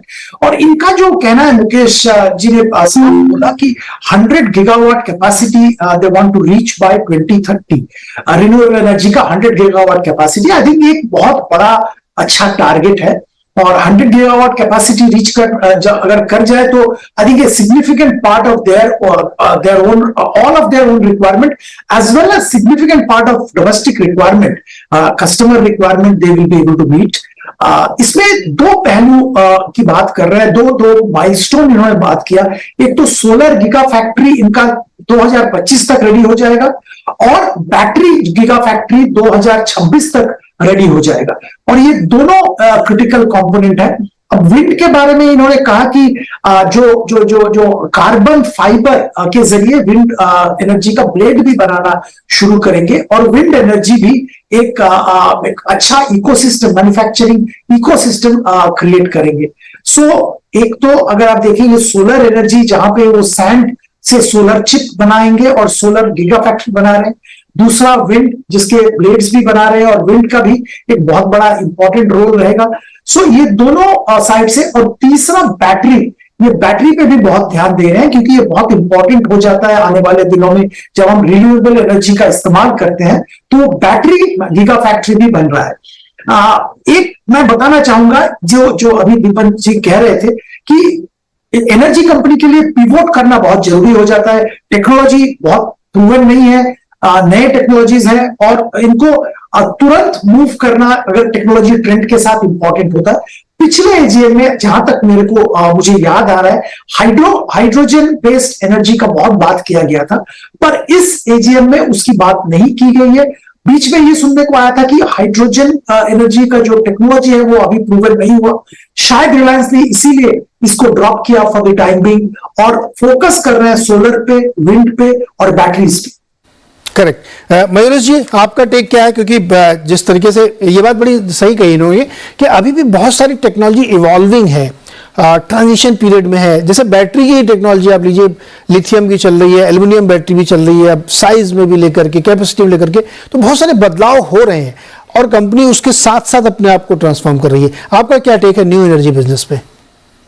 Absolutely. I think just to add to Sudeep जी's पॉइंट, जो आई थिंक ट्रांजिशन हो रहा है अगले कुछ वर्षों में और जैसी पूरी वर्ल्ड कार्बन न्यूट्रलिटी की तरफ बढ़ रही है, आई थिंक दो पहलू उभर के आते हैं रिलायंस के लिए. एक, I think if they are capable enough, और जो है Reliance of putting up 100 gigawatt hours in the next 5 to 7 years, I think एक बहुत सब्सटेंशियल पोर्शन जो ये कह रहे थे, जो हम एनर्जी इंपोर्ट करते हैं आज की तारीख में, आई थिंक वो अच्छी खासी कम हो जाएगी एंड हमारी dependence from a net importer से नेट एक्सपोर्टर हो सकती है. तो आज के तारीख में I think if you are probably looking forward कि अगले 5 से 7 वर्षों में with these capacities that will come through, solar में जो हम बात कर रहे हैं 25 तक, बैटरी स्टोरेज बाय 26, और 5 सालों में जो 100 बायोगैस के आई थिंक जो प्लांट्स लगेंगे, कंप्रेस बायोगैस के CBG, I think that is going to be extremely impressive in terms of fulfilling our energy needs. दूसरी चीज, आई थिंक जो ESG पैरामीटर्स पे रेटिंग्स होते हैं, जैसे ट्रांजिशन होगा एक अलग रेटिंग मिल सकती है रिलायंस को as they fulfill most parameters of being carbon neutral in the next few years. और अगर ये माइलस्टोन जल्दी हासिल करते हैं, जो कार्बन क्रेडिट्स इनको मिलते हैं, I think that can be substantial enough to be recognized on the P&L itself. तो मुझे लगता है आई थिंक जो ग्रीन एनर्जी की तरफ ट्रांजिशन है, steps in the right direction. Street मान के चल रहा था कि शायद एडिशनल केपेक्स अनाउंस हो ऑन द एग्जिस्टिंग 10 बिलियन, यानी जो 75,000 करोड़ का केपेक्स इन्होंने अनाउंस किया था पिछले वर्ष, क्या इस पे एक एडिशनल केपेक्स अनाउंस हो रहा है? Absolutely right, and I concur with Sudeep ji and you as well, Neeraj ji. I think जैसे एनर्जीज में ही बदलाव आते जा रहे हैं, कहीं ना कहीं I think additional capex will be put on hold. ये एग्जिस्टिंग कैपेसिटीज पहले आएंगी, जैसे एनर्जी ट्रांजिशंस दिखते जाएंगे which is far more sustainable, शायद एडिशनल केपेक्स उसमें. करेक्ट. तो ये तो हम लोगों ने काफी थ्रेडबेयर में डिस्कस किया, अलग अलग बिजनेसेस पे जिस पे बातचीत हुई, उसके अंदर की क्या डिटेलिंग है और कैसे वो ग्रो कर रहा है. अब एक बिग पिक्चर का सवाल सुदीप जी पहले आपसे. रिलायंस इंडस्ट्रीज एक इतनी बड़ी साइज की कंपनी है कि उसको उसके अलग अलग बिजनेसेस को समझना, और आपने चूंकि बहुत लंबा समय सर मार्केट और कॉरपोरेट के साथ गुजारा है, तो उनको जैसे ना कि बचपन से आपने किसी को बढ़ते हुए देखा तो आप उसकी किताब लिख सकते हैं, वैसे रिलायंस या और भी बिजनेसेस हैं उनको आप देख रहे हैं. एक वॉचर के तौर पे जब आप इस ट्रांसफॉर्मेशन को देख रहे हैं कि कंपनी अपने पुराने बिजनेस से निकल के नए बिजनेस पे आ रही है, फोकस शिफ्ट कर रही है और उस तरीके की चीजें कर रही है जो आगे फ्यूचर है. जैसे कोर मुझे लगता है इनका टेक्नोलॉजी है. हमने एक टेक्नोलॉजिकल प्लेटफॉर्म बनाया, उसके ऊपर मैं लोन भी दूंगा, उसके ऊपर मैं टेलीकॉम सर्विस भी दूंगा, उसके ऊपर मैं कपड़े भी बेचूंगा, उसके ऊपर मैं ग्रोसरी बेचूंगा, उसके ऊपर मैं एनर्जी भी करूंगा. तो ये जो एक बड़ा ट्रांसफॉर्मेशन है, ये आपको टाइमली लगता है? ऐसे ही बड़े बड़े बिजनेस बदलते हैं? बिल्कुल टाइमली लग रहा है नीरज जी. और देखिए, आपने पहले एक सवाल आपने किया था और आप बात कर रहे थे कि करीबन अपना जो 100 रुपया अगर हमारा इनकम हुआ, उसका 15 रुपया रिलायंस के पास जाएगा. मैं तो ये बोलना चाहूंगा कि वो तो कोशिश कर रहे हैं 100 रुपया ही उनके थ्रू जाए, उनके थ्रू जाए. देखिए, आपने ग्रोसरी की बात की, ग्रोसरी वहां से लेंगे आप, कपड़े वहां से लेंगे, कंज्यूमर ड्यूरेबल आप रिलायंस के शोरूम से लेंगे. फिर आप अगर आप निवेश करना चाहेंगे, आपके पास जो पैसा बचा वो भी आप रिलायंस जियो फाइनेंशियल सर्विसेज के जरिए निवेश करेंगे, इंश्योरेंस लेंगे, आप एनर्जी कंज्यूम करेंगे. तो मतलब लगभग सारे जो आम आदमी के जो सारे जो रिक्वायरमेंट्स है वो रिलायंस की किसी ना किसी आर्म से आई थिंक फुलफिल होगा. एक एरिया में चाहूंगा जहां पे इतना प्रोमिनेंस उनका नहीं है और आम आदमी को चाहिए होता है, वो है हेल्थ केयर. आज तक हेल्थ केयर में, हाँ रिलायंस बॉम्बे में रिलायंस के हॉस्पिटल्स हैं, पर ऐसा कुछ पैन इंडिया हेल्थ केयर का कुछ उनके पास है नहीं आज के दिन में. शायद आने वाले दिनों में कुछ सोचेंगे. सर, उन्होंने एक रिलायंस ने खरीद लिया है, एक ऑनलाइन कंपनी है जो पैथोलॉजी में है, नेटमेट्स. यस, तो पैथोलॉजी और मेडिसिन में, मतलब मैंने ये इसीलिए कहा था कि आप के जीवन का कोई अंग ऐसा नहीं है जहां पे रिलायंस की प्रेजेंस ना हो. प्लास्टिक तो आप मतलब सदियों से यूज कर रहे हैं और वो उन्हीं के थ्रू आती है.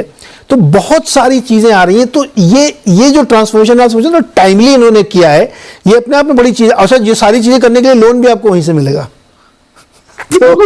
बहुत ही टाइमली ट्रांजिशन किया है. देखिए, पहले ऑयल इंडस्ट्री में थे, अगर उससे पहले भी देखिए पॉलिएस्टर में थे. अब पॉलिएस्टर आज नहीं करता है. पॉलिएस्टर का जो कपड़ा था, जो साड़ीज थे, जो वो आज फैशन में नहीं है, वहां से ट्रांजिशन किया, बैकवर्ड इंटीग्रेशन फॉरवर्ड इंटीग्रेशन करके। फिर एनर्जी का भी ट्रांजिशन हो रहा है। उसी टाइम में देखा बहुत बड़ा अपॉर्चुनिटी टेलीकॉम में है, वहां पे आए, टेलीकॉम से वो रिटेल में गए, और जैसे आप कह रहे थे बेस, एक customer base, loyal customer base, और टेक्नोलॉजी के जरिए वो मूव कर रहे हैं। खास बात यहाँ पे मैं एक चीज कहना चाहूंगा कि रिलायंस के साइज के जो कंपनीज दुनिया भर में है, ये नॉर्मली ग्लोबल बिजनेस करते हैं।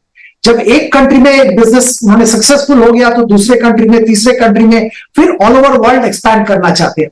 पर रिलायंस ने इंडिया को अपना बेस माना और इंडिया में ही डिफरेंट डिफरेंट बिजनेस के जरिए एक्सपैंड करते गए। ग्लोबल एक्सपेंशन नहीं किया ऐसा कुछ खास, इंडिया में ही डिफरेंट डिफरेंट एरिया में एक्सपैंड किया। तो फोकस उनका इंडिया और इंडियन कस्टमर पे ही रहा है। हालांकि बाकी इनके साइज की जो ग्लोबल कंपनीज है, वो अपना एक प्रोडक्ट लाइन या दो प्रोडक्ट लाइन लेके सारा दुनिया में उसका कारोबार करते हैं। रिलायंस ने मल्टीपल प्रोडक्ट लाइन बट कारोबार इंडिया में ही किया है। फोकस्ड रादर है। हालांकि वो उन्होंने कहा था कि जब वो न्यू एनर्जी वाले में जाएंगे तो उसको वो यहाँ से पूरी दुनिया के लिए एक्सपोर्ट करेंगे, बनाएंगे, तमाम चीजें वो उस पर करेंगे। मेरे जी, इस पर आपका भी टेक चाहिए। ये जो बड़े बड़े बदलाव होते हैं बिजनेस घरानों में कि एक चीज आपने पकड़ ली, फ्यूचरिस्टिक, सब अब जमाना टेक्नोलॉजी का है, जो भी बिजनेस करना उसके थ्रू करना है।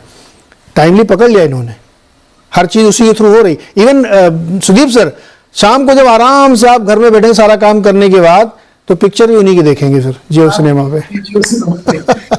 जी मेरे जी, कंप्लीटली आई थिंक एक 360 डिग्री व्यू होता है और एक फोरसाइट होती है। आई थिंक कोई भी बिजनेस चलाने के लिए फोरसाइट होना बहुत जरूरी है, जो मुकेश भाई के पास सदियों से है। On top of that, I think जो उन्होंने एक स्टेटमेंट कहा था अपने स्पीच में कि हम खुद को भी एक टेक्नोलॉजिकल एनेबल्ड कंपनी मानते हैं। तो जो आप प्लेटफॉर्म्स की बात कर रहे हैं, जिसका एक बेस होगा algo layers, AI layers across businesses, I think that is going to be a game changer, क्योंकि technology is something that will rule the world. I think जो हम कहते हैं data is the new oil, I think ये सच हो रही है कहानी और ये सच होते रहेगी in the next few years. Having said that, एक प्रेजेंटेशन स्लाइड जो उनके बेटे ने दिखाया था, जिसे हम नेटवर्क स्लाइसिंग कहते हैं, they will create that entire ecosystem, और जो कंपनी कॉर्पोरेट हाउसहोल्ड को अपने हिसाब से चाहिए वो ट्वीक करे और इंप्लीमेंट करे। यानी जो प्लग एंड प्ले हम कहते हैं, ये कोई भी बिजनेस वेंचर कर सकता है with minimal cost and minimal time spent on that, क्योंकि कॉस्ट और टाइम ये दो बड़े पहलू होते हैं कोई भी बिजनेस चलाने के लिए। और ये system availability in terms of APIs ना सिर्फ डोमेस्टिकली बट एक्सपोर्ट मार्केट्स में भी अवेलेबल कर देंगे, जो एक ह्यूज अपॉर्चुनिटी बन के आती है for green energy as a whole. जैसे मैं कह रहा था, I think the first mover advantage that Reliance is taking with a huge capex कोई भी कंपनी आज की तारीख में कर नहीं रही है। सऊदी अरामको जो अरामको है वो O2C बिजनेस में जबरदस्त ट्रांजिशन कर रही है, but with the green energy front loading of investments that is happening, जब रिलायंस तैयार होगी 4-5 साल के बाद, I think will be the one of the few companies in the world जिसके पास ये टेक्नोलॉजी होगी, रिसोर्सेज होंगे और अवेलेबिलिटी होंगी at the least cost possible, which gives them a huge advantage in terms of revenue dynamics. तो I think ये सारे पहलू जो बिजनेसेस रन करने के लिए होते हैं, ये रिलायंस के पास है। फोरसाइट है, विजन है, स्ट्रैटेजी है, प्लानिंग है, जो सक्सेसफुली इंप्लीमेंट करते हैं, जिसके वजह से ये कंपनी है जो है आज की। जो बड़े बिजनेस होते हैं, जो बहुत दूरदर्शी होते हैं, वो भविष्य देख लेते हैं कि अगले 25, 50, 100 साल में दुनिया कैसे बदलने वाली है, उसके अनुसार अपने बिजनेस को बदलते हैं, ढालते हैं।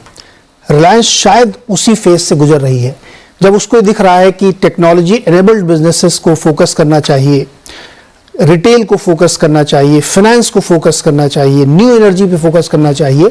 जब मैंने सवाल पूछा था कि बहुत टाइमली जो कंपनियां अपने आप को चेंज कर लेती हैं वही सर्वाइव कर पाती हैं, ऐसे भरे उदाहरण आप गूगल में जाके देखेंगे कि कैसे कोडक खत्म हो गई, कैसे नोकिया खत्म हो गई कंपनी, क्योंकि वक्त के साथ इन्होंने अपने आप को बदला नहीं। लेकिन रिलायंस अपने को वक्त के साथ न सिर्फ बदलती है, अपडेटेड रखती है। आज की एजीएम को सुन के मुझे ये लगा कि जैसे मैंने सवाल कहा कि हर जिंदगी के आपके हर पहलू को वो टच कर रहे हैं, फाइनेंस से लेकर के डेली लाइफ तक को। ये एक बड़े कॉन्ग्लोमरेट का ट्रांजिशन होता है, और जो बोर्ड में उन्होंने परिवर्तन किया, अपने बच्चों को लेके आए और उनको ग्रूम करेंगे 5 साल तक, ये दिखाता है कि नेक्स्ट 5 इयर्स बहुत बड़े एक्साइटमेंट वाले होने वाले हैं। सारे बिजनेसेस आपको एस्टेब्लिश होते हुए दिखेंगे। और जो थोड़ी सी निराशा हुई कि वो लिस्टिंग का प्लान नहीं सामने आया, मुझे लगता है जैसे जियो फाइनेंस ने सरप्राइज किया था, वैसे अचानक किसी दिन आप सुनेंगे कि जियो प्लेटफॉर्म और रिटेल की भी लिस्टिंग की तारीख आ जाएगी। तो बड़े बड़े बिजनेसेस में ऐसे ही देखना चाहिए। आप दोनों मेहमानों का सर बहुत बहुत शुक्रिया हमारे साथ जुड़ने के लिए और निवेशकों को एक्सप्लेन करने के लिए, समझाने के लिए। डिस्क्लेमर आपके साथ है कि कोई भी फैसला आप रिलायंस से रिलेटेड लें खरीद बेच का, तो अपने स्वतंत्र सलाहकार से राय जरूर ले लें।